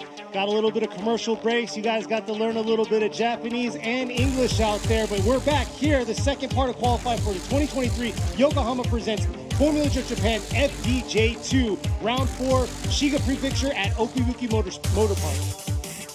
さあ、戻ってまいりました2023年横浜タイプレゼンツフォーミュラドリフトジャパン FDJ2 ラウンド4奥引きモーターパーク予選2本目の走行が間もなく、始まろうとしていますが、先ほどね、CM 中に流れていましたこのケニーの、英会話レッスンなんですが、最終回というかケニーはですね岡山のラウンドだけ帰ってきますが、今ラウンド終わってから来週の木曜日もアメリカに帰ってしまいますので、今ケニーは、在日米軍横崎市でずっと働いていますが、その間、僕はこのフォーミュラドリフトジャパンの方もお手伝いしていただきまして、来ましたが、ようやくこの任期が終了してテキサスの方に、移ってしまうということです。Now you all probably already know, but Kenny has been helping us out this past 4 years.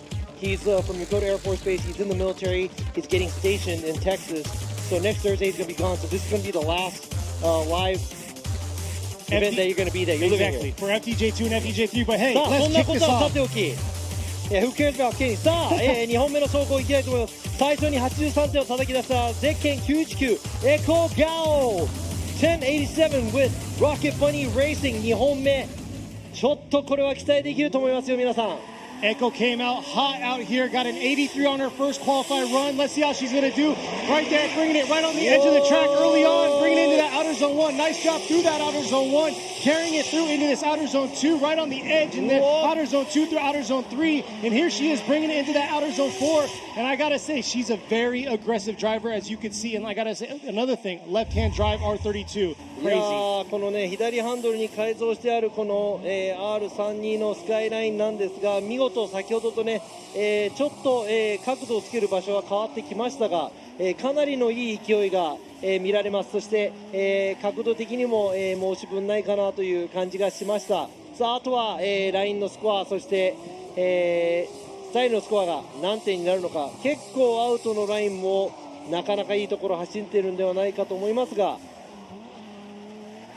Now, angle-wise, she did better in some areas last time, but she did better this time than some of the areas she did last time.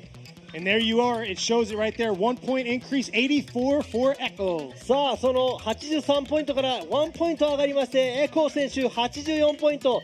なんと、このフォーミュラドリフト FDJ2 初参戦、そして初走行、初予選でもう84ポイントを取っています。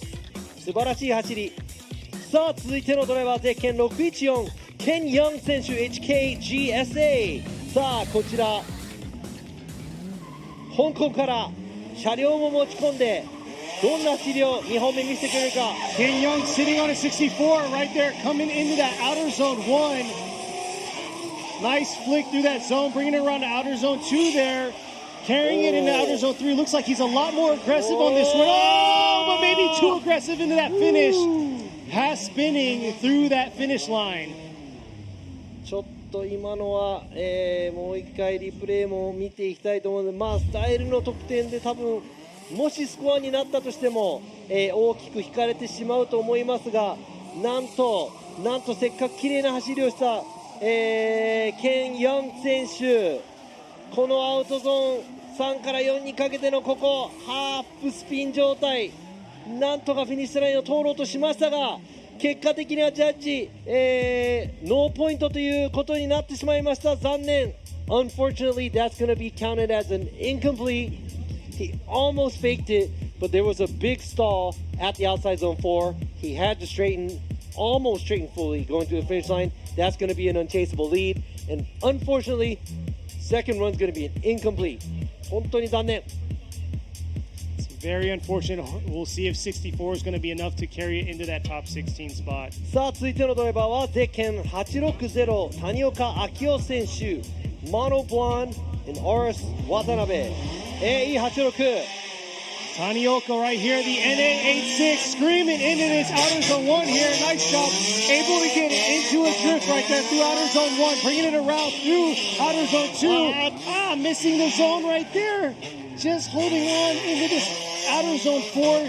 Gonna get points on the board, but いやちょっとなんかシフトをしたりとか操作が難しそうな感じでしたが、そのせいでちょっとギクシャク、アングルも安定せず、ちょっと浅めのアングル、そしてアウトゾーン3ではですね、大きくラインも割ってしまいました。Looks like he is really busy in the car, trying to keep the car sideways. So since he's being busy, it looks like there's a lot of flaws there where it's really hard for him to keep the car sideways. Looks like his angle wasn't deep enough in some of the areas, especially outside zone 2. And the line, he was not able to go really deep at outside zone 2. I know, coming out here in a Hachiroku like that, competing, you don't see them compete too often. There you go, 67. いやー、67ポイント、ちょっと難しいかもしれない。でも、まだね、誰が何点入ってるかもう全くわからないので、誰が通ったか通らないかは後ほど、見ていきましょう。ということで、谷岡選手の2本目は67ポイント。続いてのドライバーはゼッケン22番高野康夫選手、グラージュ・マラーダ、Cleve Racing with 999。こちらも1本目、ノーポイント。Sitting on an incomplete here. Takano, a lot of pressure on this driver. Here's Takano. Oh, huge correction through the 3-2-1 right there. Not able to keep the car in drift. That's これは分かりません。ちょっと今のはドリフト状態に持っていけない、何かが大きく歯車が狂ったのか。There must have been something way off where he didn't even attempt to go. So that's going to be an incomplete. ということで、結果的には残念ながら2本ともノーポイントとなってしまいました。残念ながらノーポイントなので、今週末はここで、予選不通過という結果となってしまいました。残念ながら高野選手はここまで2本ともノーポイント。That's an incomplete again, so that's it for him this weekend. さあ続いてのドライバーです。こちらのドライバーもちょっとスコアが伸び悩んでいますが、2本目なんとかしたい。ゼッケン119谷川博和選手、Team Growing Up。Tanigawa in S15 got a 57 first qualify run. Looks like a little bit of a different approach. Oh, too much right there. Dipping 4 tires right there. これはやはり1本目スコアが伸び悩んだせいか、2本目プレッシャーを感じたのか、アウトゾーン1に到達する前にノーポイントとなってしまいました。That's going to be an incomplete even before him getting to the outside zone 1. I'm not sure if he pressured himself because he's sitting on a lower score on the first run, but I think definitely the 57 is probably not going to cut it. Yeah, you're right there, but you could see the aggressive approach through the 3-2-1. The mental state was there, but it was just too much heat into that outer zone 1. そうですね、勢いはあったんですが、ちょっとアウトゾーン1付近でですね、全てが噛み合わない状態で残念ながら、2本目ノーポイント。さあ続いてのドライバーもスタート地点に、到着しています。ゼッケン333田辺海人選手、 Deer Motorsports with Junction。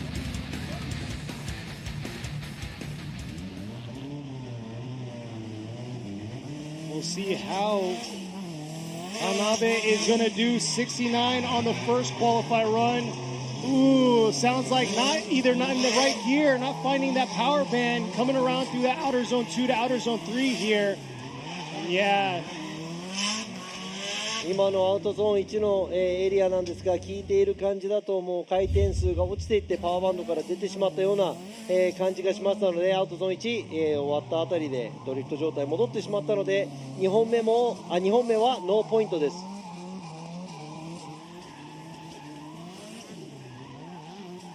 That's going to be an incomplete. So That's hopefully 3 cars in a row. 3台連続で2本目、ノーポイントとなってしまいました。さあ69ポイントで足りるのか。ベスト16通るための予選。さあ2本目、今スタート地点に車両を持ってきました。岩崎沙織選手、ティーン沙織 with Globe Motis。 1本目が56点なので、必ずもっと高いスコアが絶対に欲しい。Iwasaki, she's sitting on a 56 right now. Here she is coming around. Looks like she took a little bit of aggression out into that entrance into that outer zone 1. but riding the line of the track around through outer zone 2 there, not able to get into outer zone 3. And here she is just getting into that outer zone 4. So she was kind of like in and out around the track, not very controlled throughout that run. そしてなんかこう主導権を握ったような感じ、ちょっと振り回され気味な感じがしましたが、なんとか形には持っていったようです。角度も、波程度というすごい深い部分ではないんですが、全体的にコースを終えました。先ほどの56ポイントよりかはスコアは伸びていると思いますが、その総合得点何ポイントになるのでしょう。こちら映像で見るとちょっとアウトゾーン3ではアウトゾーン3は10ポイント分あるのでちょっときついかなというところ。先ほどと同ポイント、やはりラインでは結構減点入ってます。 That's a lot of deduction for line. 56ポイント That's a 56 again. That was a lot of deduction from the line. Obviously missing outside zone 3 probably hurt her. Exactly. さあ先ほどは本当に残念ながらのノーポイントとなってしまいました。同じミスは、決してしてはいけない。ゼッケン72番西崎智春選手2本目、なんとか綺麗なドリフト状態でコースを走り切りたい、ところです。 Don't want to make the same mistake he made with a huge correction at the outside zone 1. And Nishizaki coming around outer zone 1 right there, filling that zone, fixing what he did before on his first incomplete that he had for his first run to qualify, bringing it back around right there through outer zone 3, real deep in that zone, dipping a tire, but then able to fill outer zone 4. Not the most aggressive run we've seen, but tried to strategically put his car where he wanted it to be. さあ一番アグレッシブな走りではないと思いますが、なんとか先ほどより、全然、車がずっと横右の状態、アベレージな、アングルのスコアも入っております。あとはこのアウトゾーン3、タイヤが離脱したところ、そしてこのペースが、どういうふうにこのスタイルのジャッジの目に、映ったのかが、このスコア、ハイスコアになるポイントだと思いますが、さあこちらラインいっぱいいっぱい、というかアウトゾーン1、2、そして3を通っていきました。ちょっとアングルは浅め、アウトゾーン3では、タイヤ出てしまいました。Kind of shallow on the angle, but looks like he's filling the outside zones. 2 tires off at outside zone 3, but here you go, here's the score. 69ポイント。 There you go. Nishizaki right there with a 69. So got an incomplete and moving up with a 69. Hopefully that'll be enough to get into the top 16. さあノーポイントから69ポイントになりました。さあ何ポイントがこのボーダーラインになるのか私にも全く分かりません。 I don't know where the bubble's at, so let's go ahead and keep moving. 続いてのドライバーです。ゼッケン222鹿島雄一選手 Deer Motorsports with Junction. Shima sitting on a 73 right now. Got the 1 via S14 rear, 180 front coming around into this outer zone 1 here. Just getting a tire into that outer zone 1, carrying it around into this outer zone 2. Real shallow through that zone, but real deep through outer zone 3, bringing it back around into the outer zone 4. Will that be enough to bump the 73-point first qualifier run by him? さあ田島選手なんですが、前半より後半にかけて元気が出てきたような走り、アングルもそこそこありました。あとはですね、ラインのスコア、そしてスタイルのスコアにどう映るか。He looked like he kind of started to get into it a little later, but then he started to pick up his pace after outside zone 1. And there you are, 2-point increase, 75 for Tashima. さあ1本目のスコア73ポイントから2ポイント上げて75ポイント、田島選手75ポイントです。さあ続いてのドライバー、ゼッケン66番岡田龍馬選手ケースレーシング、1本目は61ポイント。これは何とでもして、ポイントを上げていきたいところ。 Okada sitting on a 61 right now. Able to get a run in the books, but has to clean up outer zone 1. Oh, hard flick right there, bringing it into the outer zone 1, getting that tire in that zone, riding the edge of the track into this outer zone 2 there. Nice shot through outer zone 2, real deep through outer zone 3. And nice job by Okada right there.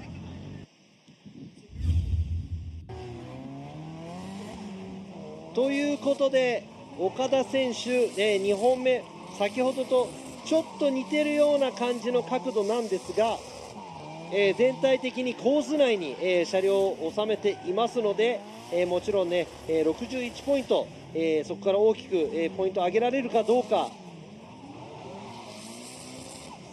さあ、あとはスタイルとアングルのジャッジがラインのジャッジがスコアを入れていきます。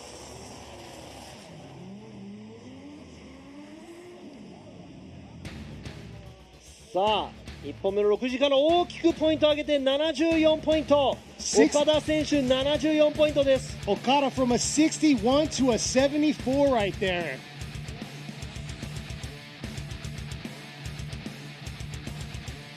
ということで岡田選手74ポイント、70ポイント台に入っていれば安全なのかまだ分かりませんが、さあ先ほど0点になってしまいましたラーマン・ラセ選手ゼッケン767、RS 渡辺ガレドリ会ファイナルジャパンバースデーの今日、自分への誕生日プレゼントとして予選通過。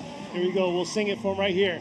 Happy birthday to you. Here we go. Screaming right past us. Happy birthday. Let's go. Bring it in right there. Outer zone 1. Oh, a little correction through that zone, but holding on to right here into the outer zone 2. Bringing it into this outer zone 3 here. A little shallow through outer zone 3, but getting right back on into the outer zone 4 and screaming into that finish. さあ今のはちょっとアウトゾーン1過ぎてからの大きなミスが目立ってしまいました。もう一度確認していきたいと思います。ここでいやー今のはちょっと残念ながらこれはジャッジの判断なんですが、戻りまあまあいい戻りということで2本ともノーポイントとなってしまいました。残念。 That's going to be an incomplete for a second run. Unfortunately, that's a pretty sizable mistake that he made from outside zone 1 to 2. Almost stopped drifting, and we're going to make that an unchaseable lead. And unfortunately, Rahman is going to be knocked out here for the at the qualifier. Hey, but it's his birthday. Go celebrate. Happy birthday, Ramen. そうです。後でねブースの方に行って皆さんお誕生日の、お祝いをしてあげてください。さあ続いてのドライバーゼッケン350鈴木和正選手 APG Japan Cars Racing、 こちらも1本目のポイントです。 Sitting he's sitting on an incomplete right here. Suzuki. Let's see how Suzuki is going to do. He initiated hard and lost control in outer zone 1, but there you are. He cleaned it up. Could have been a little deeper, but made it into the zone right there, bringing it around, wrapping it into that outer zone 2 to this outer zone 3 here. Nice flick, holding into it. A little shallow through outer zone 4, but he is going to get a run in the books. さあ先ほどと打って変わってスコアが今回入ります。角度的には全体的にすごい深いわけではないんですが、波というところ、そしてあとは通る場所も、ラインスタイルも全体的に見ると中ぐらいなのかなという印象がありますが、頑張って走り切りました、鈴木選手。 Looks like he tried his best. Not going to say that was the best run I've seen today, but I would say that was pretty average. And there you go. Suzuki with a 66 right there. さあ鈴木選手の2本目66ポイントです。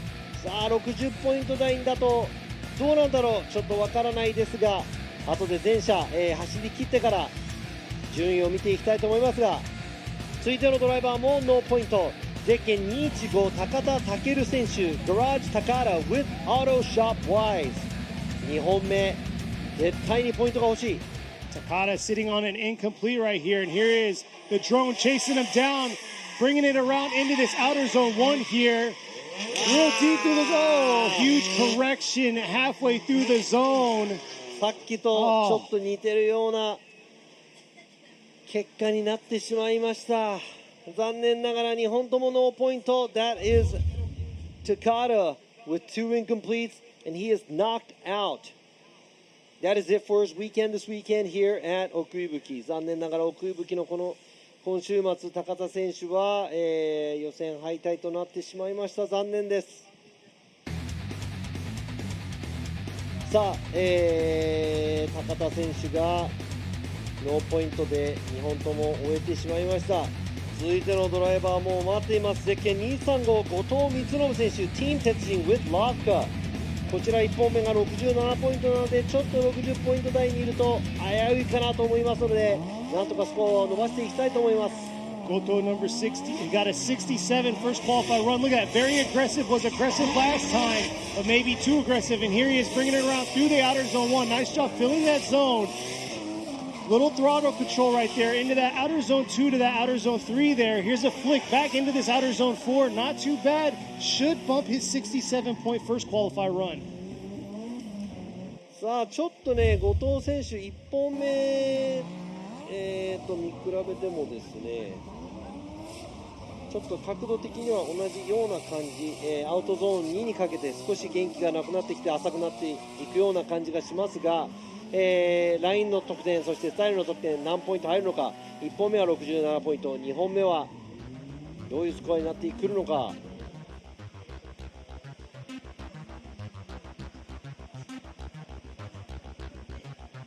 There you are, 73. Goto bumping his 67-point first qualified run. さあ後藤選手も2本目で73ポイント、70点台にポイントを伸ばしてきました。さあ続いてのドライバーも現在1本目がノーポイントになっています。自分を追い込んでます。ゼッケン16番渡辺浩太選手、 AXYMR Racing with Props。 必ずスコアを取らないといけないこの場面。Watanabe currently sitting on an incomplete. He has to collect himself, get a run in the books. Here he is coming around outer zone 1 here, getting a tire into that zone right there. Taking a little bit of angle away, bringing into this outer zone 2. Not the most angle that we've seen today, bringing it around through outer zone 4. ちょっと3から4にかけてのペースがちょっと乱れたような気がしますが、アウトゾーン1、こちら、難なく、クリア、少し浅めになっていきますが、アウトゾーン2で少し、アウトゾーン3から離れようとして頑張って戻そうとしますが、スタイルの得点、ここでちょっと引かれちゃうんではないかなと思いますが、こちら、上空から見ていきましょう。アウトゾーン2、ちょっと角度まっすぐ気味になってアウトゾーン3に入って、その分アウトゾーン3に入る姿勢がおかしくなってしまったためアウトゾーン4に響いたのかなと思います。 Looks like it kind of affected him getting into outside zone 2 to 3 and that affected him going to 4 but、ここで渡辺選手は70ポイント、70ポイント、70 points. Is that good enough or what? I have no idea. We'll see.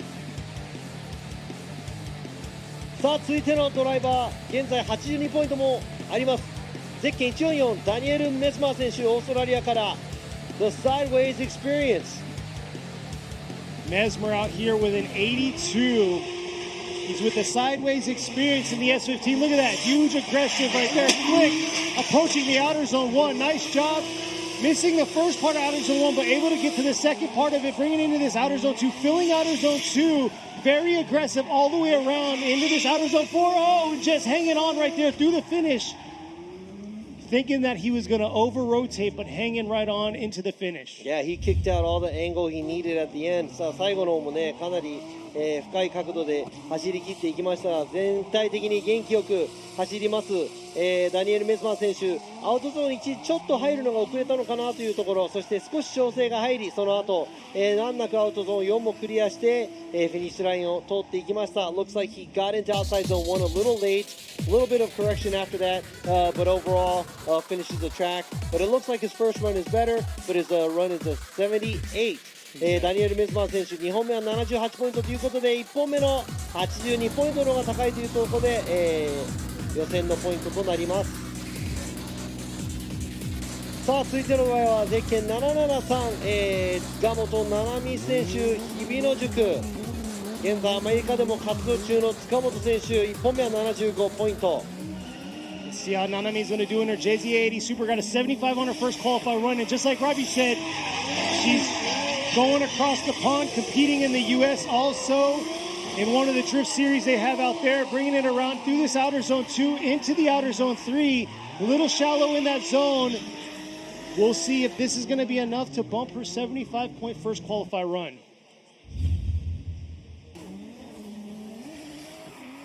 さあ全体的にスムーズに走り切りました。角度もまずまずというところ、塚本選手ペース的にはそんなに悪くない、ペースだと思いますが、結構さらっと走る感じで、コースを走り抜けていきました。It looks like she was very, very smooth. And I'm not going to say she had the deepest angles out of all the drivers, but I'd have to say she had good enough angle throughout the track. It looks like she does miss some zones. 今この上空から見てもですね、ちょっと分かる通りアウトゾーン1、アウトゾーン3もですね、結構離れてしまったのがちょっと痛いかもしれません。That might hurt her score overall with the line, but she did miss a good size of outside zone and 1 and 3. And you were right there. 67, she got a 75 initially, so unfortunately that dropped her score by 8 points. ということで塚本選手の2本目67ポイント、やはりラインのスコアが響いてしまった。1本目は75ポイントだったので、そちらのスコアが、予選に反映されます。さあ続いてのドライバー、もう後がない1本目ノーポイント、となってしまいました。ゼッケン10番甲斐健一選手 D-Like with 鉄人。Kai sitting on an incomplete, a little pressure on him. We'll see how he's going to clean himself up. He messed up in that outer zone 1. So we're going to see how aggressive he's going to be here through the 3-2-1. It looks like he's not letting anything down, throwing some angle into his outer zone. A little bit of a correction right there, approaching that zone, but hanging on to it in this outer zone 2 here. Nice job filling outer zone 3, swinging it back around, a little shallow through that outer zone 4, but able to get into that zone. さあ、今の走行結構元気よく走っていきましたが、スコアはもちろん入ります。いい角度でアウトゾーン1、少し調整がありましたが、ライン乗せていきました。そしてね、どんどん後半、コースの後半になっていきますと、すごい深い角度で走っていったので、全体的になかなかのスコアが出るのではないかと思いますが、あとはラインがどんな感じなのか見ていきたいと思います。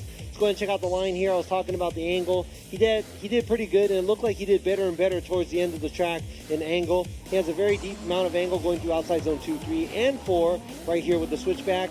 Now it's all up to the line and nostalgia to see what they have to say.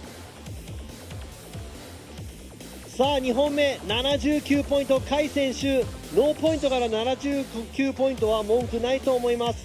The 79 for Kai's second run. So going from an incomplete to a 79, pretty sure you know that's a pretty huge hop.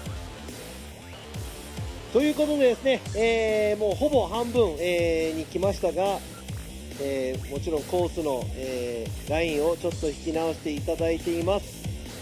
They're out there getting the course squared away. Here you can check out the drone, but while you check it out, I gotta say hats off to y'all out there viewing. I'm checking out the live chat. Can't really, interact with y'all too much because we have one live stream.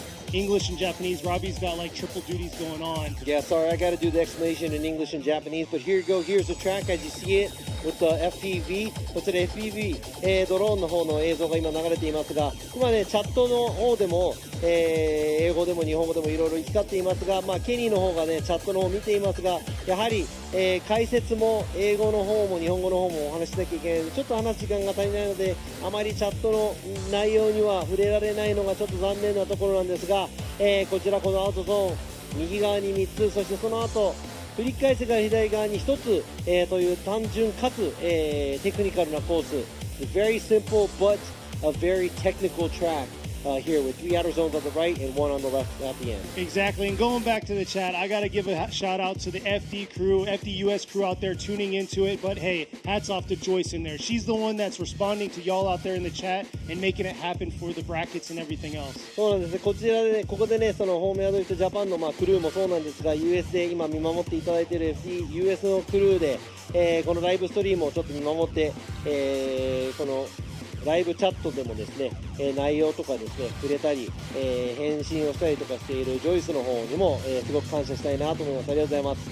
そしてね、この先もそのホームアドリフト US ジャパンと、このサポートをずっと、していっていただけるよう、本当に感謝はしております。そしてね、このチャットにも参加している世界中のファンの皆様がね、もうどんどんいろんなことをしていますが、話していますが、全てに答えられることもできないので申し訳ないです。Sorry we can't reply to you. Like you said, there's a lot of duties that we cannot go back to you in time because of, the whole duties that we have this time. But thank you for chiming in and thank you for dropping your 2 cents in the chat.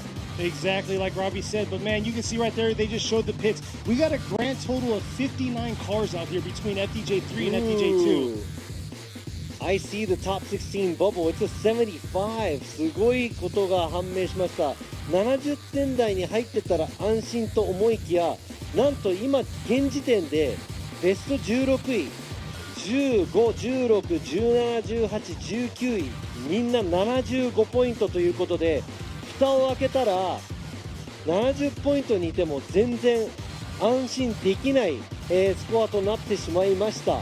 I thought you were going to be safe being in the 70s, but looking at the score from 15th all the way down to 19th, all the drivers have a 75. So you're not even safe being in the mid 70s. Yeah, that's some crazy scores right now we're seeing, and it's going to come down to both their scores between their first qualify run and second qualify run on where they're going to get placed. And once again, here's the FPV drones. Looks like the crew out there, hats off to them, sticking out through the heat, getting sunburned. It looks like they're done getting the lines painted back up for this second half of the second portion of qualify. さあまたコースの方ですね、FPV ドローンの方、現在映像が流れていますが、ライン引き、皆さんコースのライン引きしていただいて本当にありがとうございます。暑い中、そしてね、お越しのファンの皆様、観客の皆様ね、熱中症対策、必ず気をつけてください。水など十分飲んでいただいて、暑くなったら日陰の方にちょっと、避難してください。そしてちょっと気分が悪いかなと思ったら、必ず、FD ジャパンの、クルーの方にちょっとお声をかけをしてください。If you're not feeling well, make sure you hit up one of these FDJ crew guys.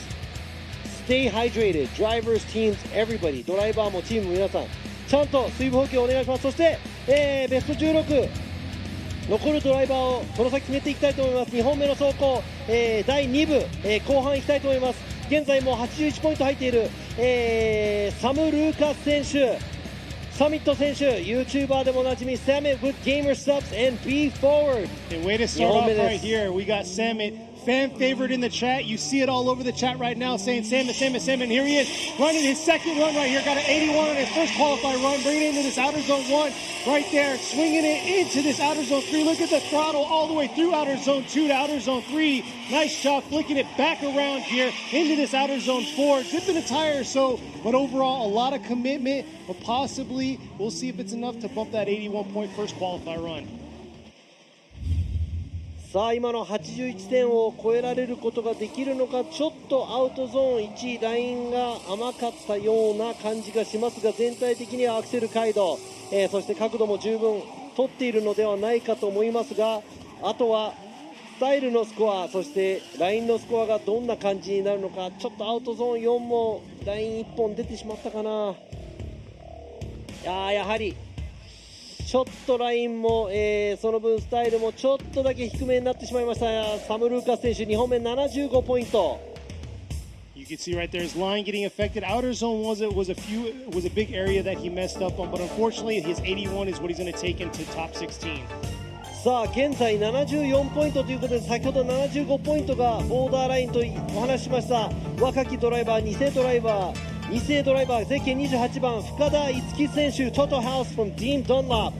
2本目なんとか予選通過するポイントが取れるかどうか。Itsuki sitting on a 74. She needs to perform here because 74 is not the safe zone. 75 is the breaking point. Too many people. She needs to get above a 75. Nice job through outer zone 1, bringing it around through outer zone 2. Filling that zone, coming around. Let's see the flick into this outer zone 4. A little bit of a hesitation, but getting into that zone, finishing strong. さあ深田選手、ここでまた淡々と走っていきましたが、先ほどより角度も増しているような気がします。あとはラインとスタイルのジャッジ、ちょっとアウトゾーン3から4に行くかけてちょっとだけやっぱりペースが乱れてしまった部分もありますが、全体的にどんな走りに何ポイントになるのか見ていきたいと思います。結構ライン的には、アウトに寄っていっているようにも見えます。アウトゾーン1、アウトゾーン2、そして3、ここですね、ちょっと振り返してからの部分がありますが、角度はバッチリ。後のスコアを入れて何ポイントになるのか。Looks like her angle was good. Now it's on the line and the style. Let's see what point she gets. An 81. There you go, 81 from a 74 to an 81. So she looks like she's good to be in the show for tomorrow. さあ深田選手の2本目81ポイント81ポイントです。見事、80ポイント台に入ってきましたので、あとはね75ポイントがギリギリだったので、今この80ポイント内でもどうなのか、この先のドライバーたちに、よると思いますが、さあ続いてのドライバーゼッケン117稲岡祐希選手の2本目 Junction with Deere Motorsports。 Inaoka sitting on a 67 right now. 稲岡選手も1本目67ポイントなので、 There he is. He has to throw down and put everything out there, right there. Getting that limiter after outer zone 1. Little of an adjustment right there. Bringing it around through outer zone 3 here. Hard flick back around through outer zone 4. ちょっとリミッターには当たっていたのですが、その後の伸びがあまりない感じ。角度は、まあまああったんですが、ラインの方アウトまで行けたのかどうか、そこはラインのジャッジが、スコアを入れてくれます。そして全体的なスムーズさがどこまで見られるのか、最後のジャッジも入れていきますが、最後の、コースの後半の方がなんとか綺麗になっていったような気がします。このアウトゾーン1位から2にかけて少し角度がなくなって、もう一度234と、なんとか持っていこうという感じがしました。 Looks like he was losing some juice after he was leaving outside zone 1. Now it's really up to what the line and the style judges have to say. Exactly. Pegging the limiter early on into that outer zone 1. Taking a lot away, but didn't want to find himself in the wrong gear. So we're going to see what the score is going to be. 67 first, and there you go, 76 for Inaoka. さあ75ポイントがギリギリだった。その上、76ポイントときましたが、果たして76で十分なのかどうか分かりません。そこは他のドライバーがみんな走り切ってから、見ていきたいと思いますが、続いてのドライバーゼッケン219、杉田秀彦選手 Worker、 こちらも75ポイント組の一人です。 Sugita sitting at a 75, not safe at all. That is not where you want to be. Let's see the increase right here. Real aggressive from the start here. Hard flick at the 2 cone, coming around into this outer zone 1. Nice job filling that zone, getting right back on it, swinging back around shallow through outer zone 2, unfortunately. Bringing it back around here into this outer zone 4, getting the bumper into that zone. But is it going to be enough to bump the 75-point first initial score? さあ今ので、75ポイントが上がるのかどうか、アングル的には先ほどとあまり変わらないかなというアングル。あとはラインとスタイルのジャッジがどう入れてくるか。全体的には勢いもありましたが、果たしてラインがアウトまで行っているかどうか。Angle wise, similar to earlier, but let's see what the style and the line judge has to say. Looked like he had a lot of juice coming out of the hole, but here you go. There you go. A little bit of a points bump right there. 78 for him. Let's see if it's going to be enough to get in the show. ちょっとだけポイント上げてきました杉田選手78ポイント78ポイント。さあこれで予選通過になるかどうか。さあ続いてのドライバーは1本目86ポイントを叩き出した。去年このコースでは92ポイント取っている山下勝孝選手 Cos Power with Wacos with K Factory。 さあ90点台のポイント叩き出してくるかどうか。 Yamasha with an 86. He was a first qualifier last year with a 92. Oh, looks like a huge correction, shutting it down after that outer zone 1. So looks like 86 is what he's going to take into the top 16 さあ standing. 山下選手2本目何かが起こってもアウトゾーン1位通過した後にちょっとギブアップになってしまいました。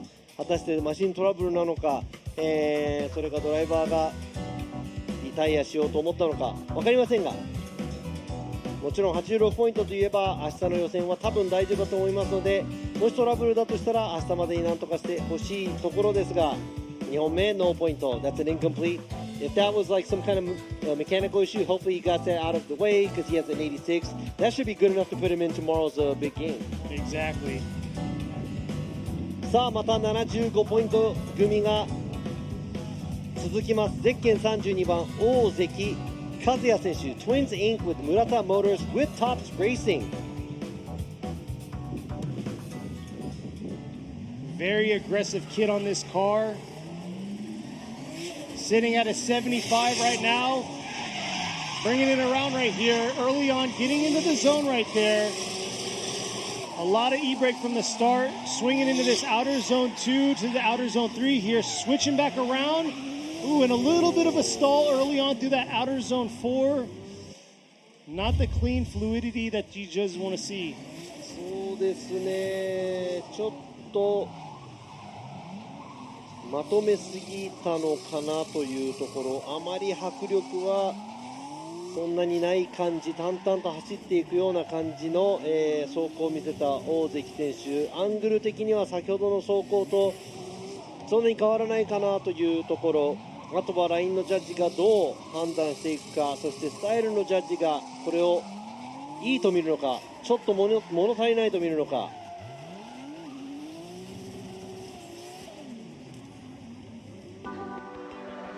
Here we are. Here is the score. さっきと同じ75ポイントなので75ポイントタイだとセカンドベストになってきます。もう僕には分かりません。ベスト16誰が通ったか通らないかも分かりませんが、続いてまいりたいと思います。ゼッケン786カーン・ローブ選手 R Nation、 先ほど87ポイントのスコアを叩き出した。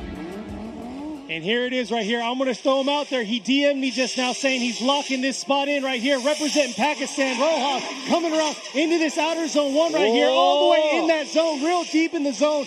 Throwing down. Has nothing to lose. Sitting on the top right now. Bringing it around through outer zone 3. Coming back around. Look at the smoke trail all the way around. Full throttle into the outer zone 4 to the finish. 角度すごい。もう白煙もすごい。先ほどね、多分アナウンスで、これを見ていてくれパキスタン代表だと、カーン・ロハブ選手がケニーに DM したところ、もうその燃える走りが走りに反映されていました。もう絶対1位のトロフィー欲しいということで、かなりいい走りができたんではないかと思います。またね、この迫力ある走りかつスムーズに、もうなんかこのコースをマスターしたんじゃないかと、もう角度的にはもう、僕今日1入れちゃいましたが、果たして他のスコアが82点だ。ちょっとスタイルの得点が伸び悩んだ結果、残念ながら82、しかし今87ポイントということで、今多分トップなのかな。まだトップです。1ポイント差でトップを守り抜いています。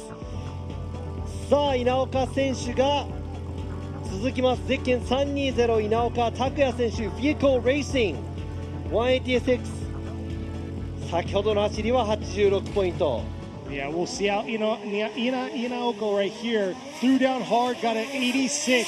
One right behind Rojas. Here he is coming around into this outer zone 1. Oh, it looks like dipping a tire right there through outer zone 1. Fast around the track through outer zone 3. Hard flick right here, getting right back in it into the outer zone 4. ちょっとスピード感はあるんですが、その分やはり急いで通過しようと角度がちょっとだけ甘くなり、アウトゾーンもね1位タイヤがちょっと出てしまいましたが、さあ果たして先ほどの86ポイントを上回ることができるのかどうか。こちらですね、ちょっとアウト出過ぎて少し、アウトゾーン1でふらつきましたが、アウトゾーン2も最初から最後まで、埋められなかったような、気もしますが、全体的にはまとめていったでしょう。78ポイント、ちょっとやはりラインの方も、ポイント引かれてしまいましたので、先ほどねでも86ポイント叩き出しているので稲岡選手は、十分なところにいるのではないでしょうか。さあこちら映像に残っています。So Inaoka gets a 78 for his first run. He got an 86. さあ続いてのドライバーです。Dr. Rubber ラバー博士、今ねピンクの旗が見えましたが、応援団がいっぱいいます。1本目ノーポイントです。He's sitting on an incomplete.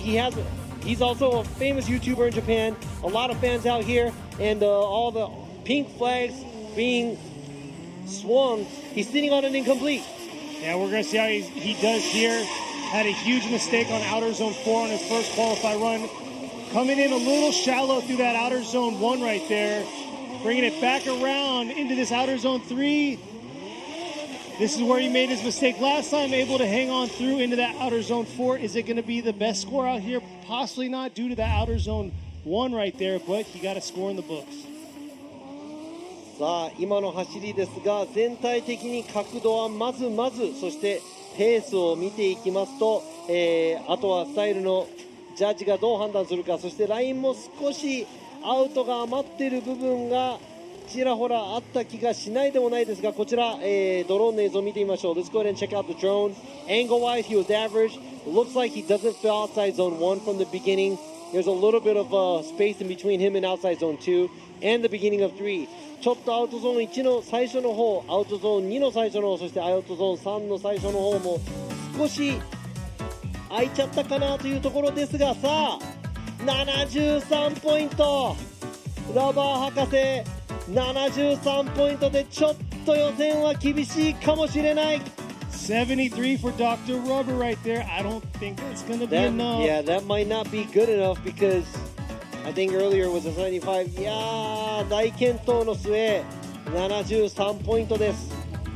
さあ続いてのドライバー、先ほど79ポイント、獲得しているゼッケン67番大友雄一選手、コマツレーシング with a 79 on his first run. Let's see what his second run is going to be like.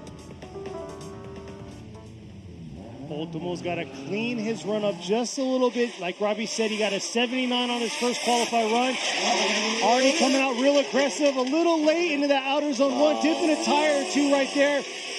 After that outer zone 1, bringing it back around through the outer zone 3 here, flicking it back to outer zone 4, but I don't know if this is going to be enough to bump the 79-point first initial qualify run that he had, all due to outer zone 1 missing that and then dipping the tire shortly after that. 角度的には、先ほどと同じなんですが、アウトゾーンセーフでしたね。アウトゾーン1、タイヤが出てしまいましたが、2脱というところで3本目はほぼオンザライン、今のは判定で、オンザラインになりましたが、そこはちょっと深いところまでコースアウトしてしまったというところでラインのスコア減点入ると思います。さあ角度は先ほどとあまり変わらない感じ。しかしアウトゾーン1すごく奥め、そしてタイヤ2脱 2.5 脱ぐらいかな、というところ。 Looks like he was, 2.5 tires off after, outside zone 1, missing outside zone 1 sizably. That might hurt his line score a lot. And there you go. Ultimo dropping down to 69, so 79 is what he's going to bank on for the top 16 spot. ということで大友選手の2本目69ポイント、1本目の79ポイントが予選反映されるスコアです。さあ続いてのドライバーも75ポイント組、ゼッケン220石塚真一選手、アートガラージ S クリーブスノコウィステリア、R33 スカイラインですが、1本目ちょっと安牌な感じで走ってしまった結果75ポイント。2本目は攻めてほしい。 Ishizuka coming around early on into this outer zone 1, getting that tire in that zone and getting right back into the throttle to outer zone 2 to this outer zone 3, flicking back around real deep into that outer zone 4 with a strong finish. Possibly should be good enough to bump the 75-point initial qualify run that he had. さあ角度は先ほどより少しポイントを、伸ばしました、深い角度で走り切りました。そしてアウトゾーン1は、ラインギリギリ、アウトゾーン2はちょっと余っちゃったかなというところ、そして、アウトゾーン3、4、きれいに振り返してゴールということでフィニッシュラインを越えていきました石塚選手。さあ1本目は75ポイント、そして2本目こちらアウトゾーンギリギリですね。 Looks like he got a 75. A little bit of space at outside zone 2 in the beginning of 3, but he looks like he was locked in at outside zone 1, outside zone 4. A nice flick and a pretty average and above angle throughout the track. And there you are, it bumps it up from a 75 to an 84 Ishizuka. 石塚選手の2本目80ポイント、75ポイントから82ポイント上げてきました。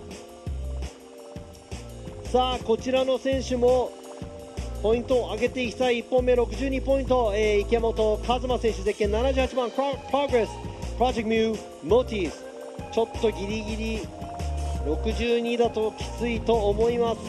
62 is not going to be enough for sure. Yeah, Ikemoto was pretty sloppy on his run. He has to clean it up, get some better fluidity throughout the track. And here he is initiating into this outer zone 1. Nice job through the zone, getting the tire in that zone, bringing it around into the outer zone 2. A lot deeper in those zones than his first qualify run.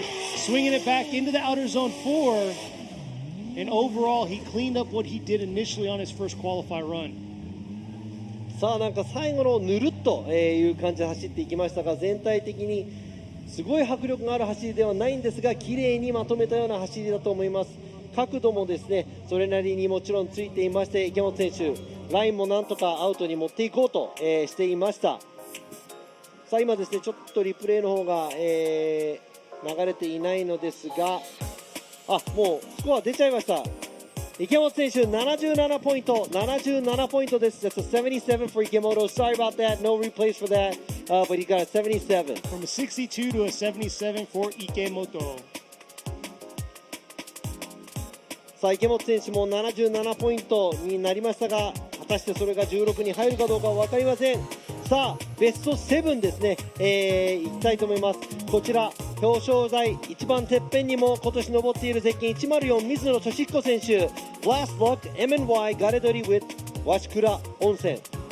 さあ、水野選手1本目は85ポイントともう80点台半ば、もうここからは80点台入っているドライバーは、現在トップのカンロアブ選手を超えようとするだけでしょう。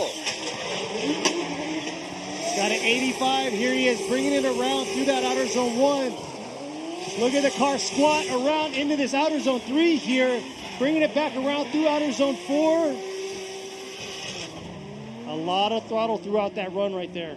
さあ今の走りなかなか角度も十分、水野選手迫力がある走りです。ドローンの映像行く前にですねこちらリプレイを見ていきたいと思いますが、少しアウトが余っている部分もありますが角度をなかなかついています。そしてスロットル回路も十分というところ。さあこちらドローンの映像、ちょっとアウトゾーン1遅れて入った感じ、そしてアウトゾーンに出るのが早い、アウトゾーン3入るのが遅い、ちょっと空いてるのがやはりねこのドローンでも見受けられますが。 And he won round 2 at Ebisu, so we're going to see how this qualifier was. Got an 85. There you are, 79.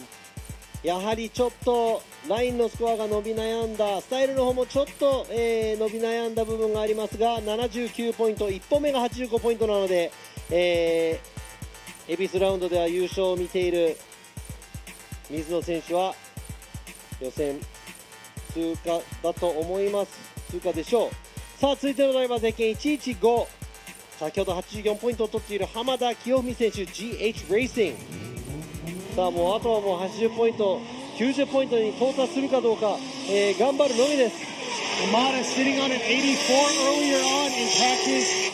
He said he had it down. He's very confident. Here he is bringing it around deep into the outer zone 2 to the outer zone 3 here. Swinging it back around. Hard flick right there on that edge right there of outer zone 4 and right back on the gas.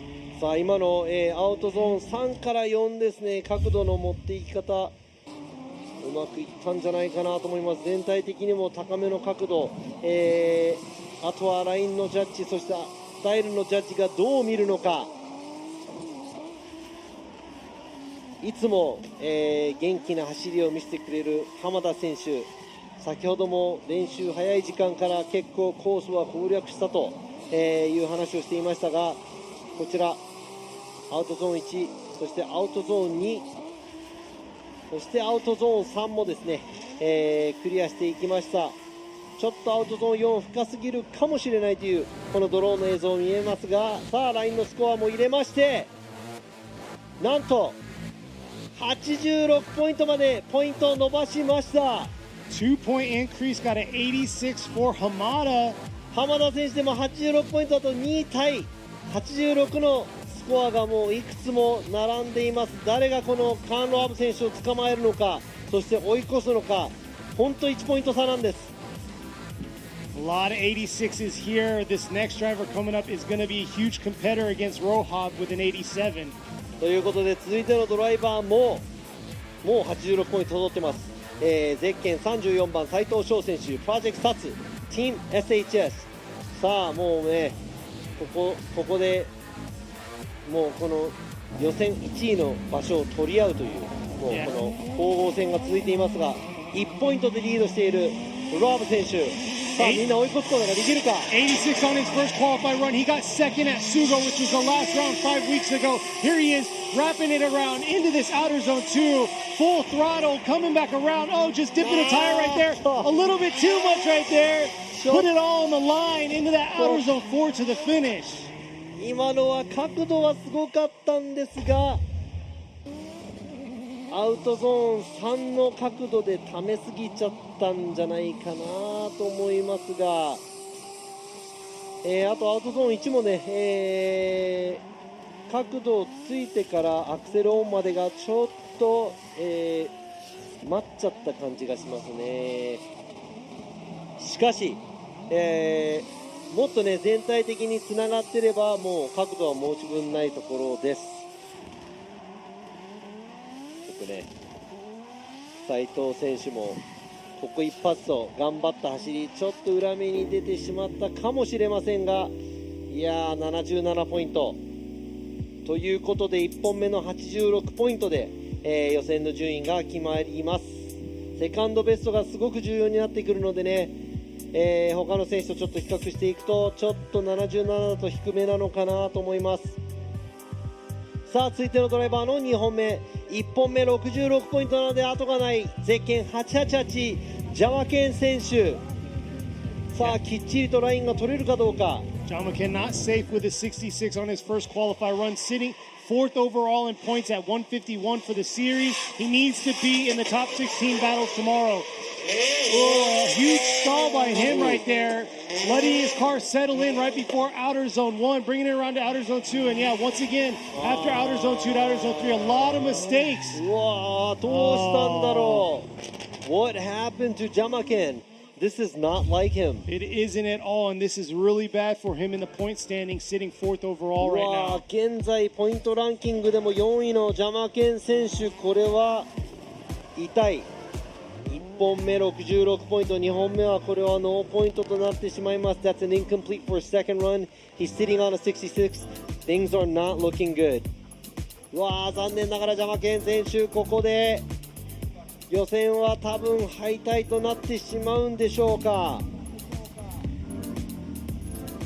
いやー、このポイントランキング上位の選手が抜けていくとどんどん、後を追う選手が喜ぶと思いますが、その上を行く選手たちは喜んでいるでしょう。しかし、安全とは言えません。現在ポイントランキング3位の龍馬選手ももう76ポイント、もう果たして今76ポイントが、予選通れるのかどうかもすら分かりません。I'm not even sure if the 76 is good enough to qualify. Oh yeah, earlier on they showed on the board 78 is the cutoff right now. So right now Ryuma is not looking good. He has to do a solid run, and he has to literally risk it all to make sure that he's in the 80s. And here he is coming around, bringing it real hot, nice flick into this outer zone 1, getting right back on it, riding that back edge of outer zone 1, swinging it into this outer zone 2 here. Could have been a little deeper through outer zone 2, getting right back into this zone for outer zone 4. Is that gonna be enough?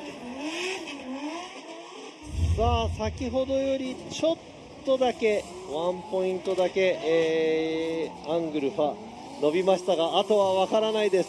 やはりこの大きい車体にしては窮屈なのか分かりませんが、龍馬選手、難なく綺麗にコースを運んでいきました。もうラインもね結構ギリギリだったと思うので、果たして何ポイントになるのかが、このね76点以上になるのか。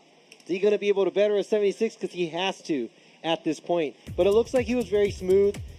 He has one extra score from the angle from me. Let's see what the style and the line judge has to say.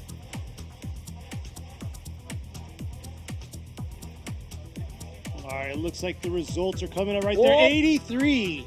龍馬選手83ポイント、83ポイントでなんとかスコアを上げてきました。さあこれでちょっとギリギリなのか、何ポイントで誰がどこにいるのか全く分かりませんが、83ポイントの龍馬選手。 We're down to our last two drivers of qualify here This is it. This is round 4 of the 2023 Yokohama Presents Formula Drift Japan FDJ2 here at OKUIBUKI Motor Park. These last two drivers, I know right now Rohab's probably a little nervous. He's got two really solid drivers sitting first and second in points. One at 193, killing it. He got first in qualify last round, and he's first overall in points.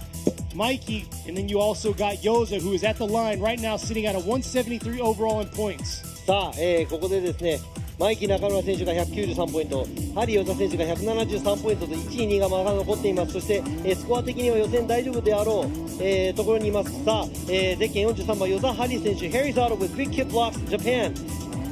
何ポイントまでポイントを伸ばせるのか、現在79ポイント、しかもそれもギリギリかもしれない。わかりません。Sitting on a 79 and coming in hot right now into this outer zone 1. Nice flick into this outer zone 1. Beautiful aggressive job through that outer zone 1. Carrying it through into the outer zone 2. Nice flick right there, bringing it in into this outer zone 4 here. さあ、アウト1の飛び込み、なかなかいい角度。ちょっとでもですね、アウトゾーン2にかけて少しサイドで調整をしなきゃいけない部分ありましたが、全体的に結構迫力がある、走りだったと思います。ちょっとね、アウトゾーン3でももうちょっと、角度に頼ってほしかった部分はありますが、ちょっと急ぐような感じで入っていきました。Out zone 3 or out zone 1, I would have to say from the beginning of the end of that zone, he had one of the best angles, but he did have to e-brake going to the outside zone 2, and outside zone 3, he could have kind of felt it out a little bit more with the angle, but it looked like he rushed to do a transition. 85 right there. 85ポイント。さあ、なかなか87の壁、ロハブカーンの壁を誰も倒せない。誰も倒せないでいる。It looks like the wall that Rohab built, that's an 87-point run, is a huge wall nobody can break or climb over. Well, right now we have the number 1 point standards right now. He's got an 84 for his first qualify run, so it's higher than Rohab's second run, but he has to tackle the 87-point solid run Rohab threw down on his first qualify run. さあ、FDJ2 でも、1位、2位を争うこのワイルドなドライバーと言っていいほどワイルドなドライバー、現在ランキング1位のゼッケン13番中村マイキー選手、マイキーレーシング with 南米2本目、1本目84点なので、ここで87ポイントまたはその上を通れば、1位通過ができます。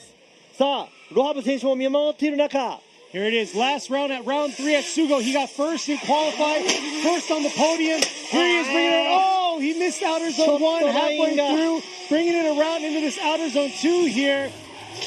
Full throttle into this outer zone 4 right now, flicking it back around. Strong finish right there, but I don't know if it's going to be enough because that outer zone 1 wasn't the cleanest that we've seen today. さあ、もう早々と言います。多分87は超えられないと思います。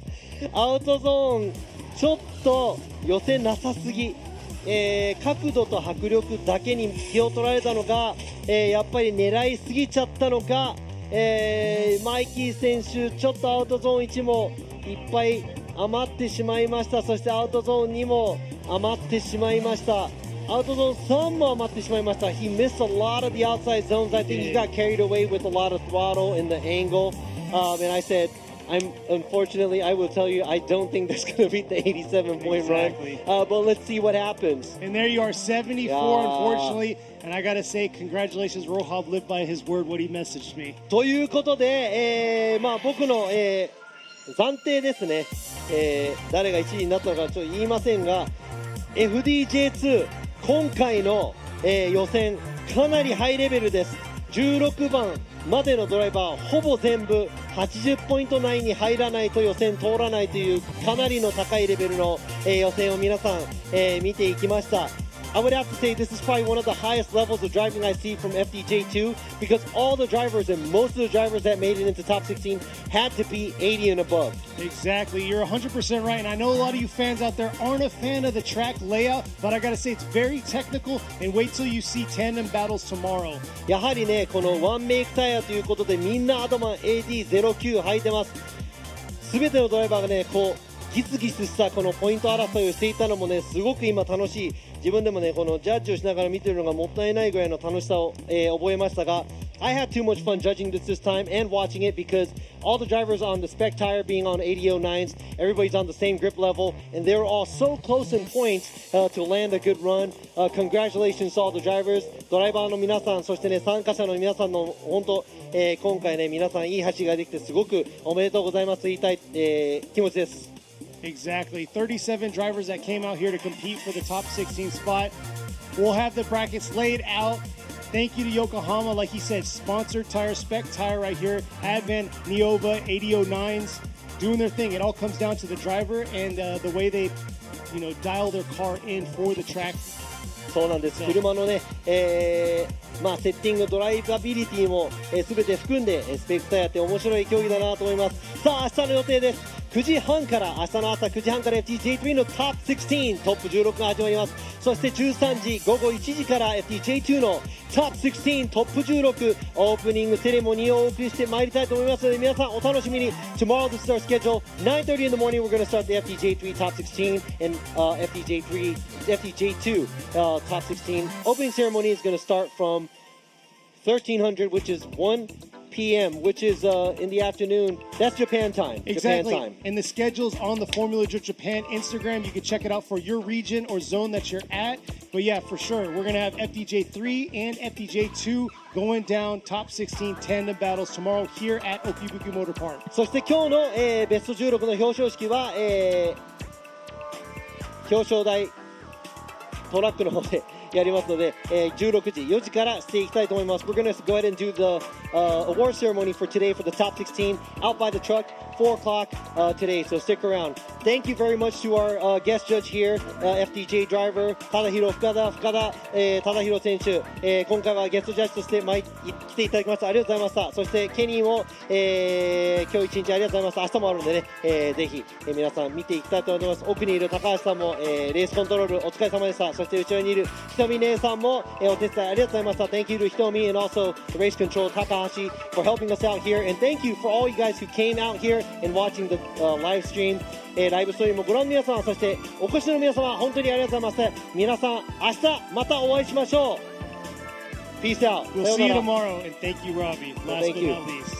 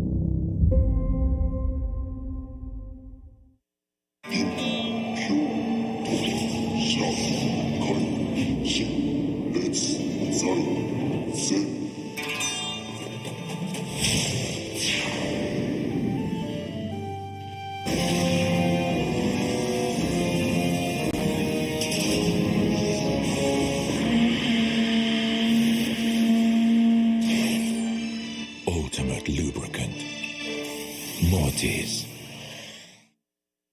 What's up, guys? It's Frederick Galspo, and I use RSR suspension on all my drift cars. I love RSR.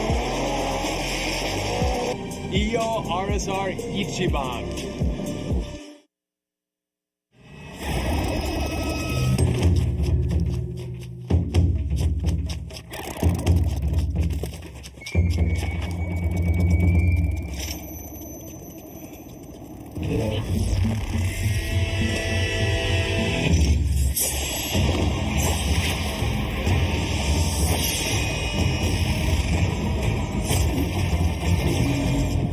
Made in Japan.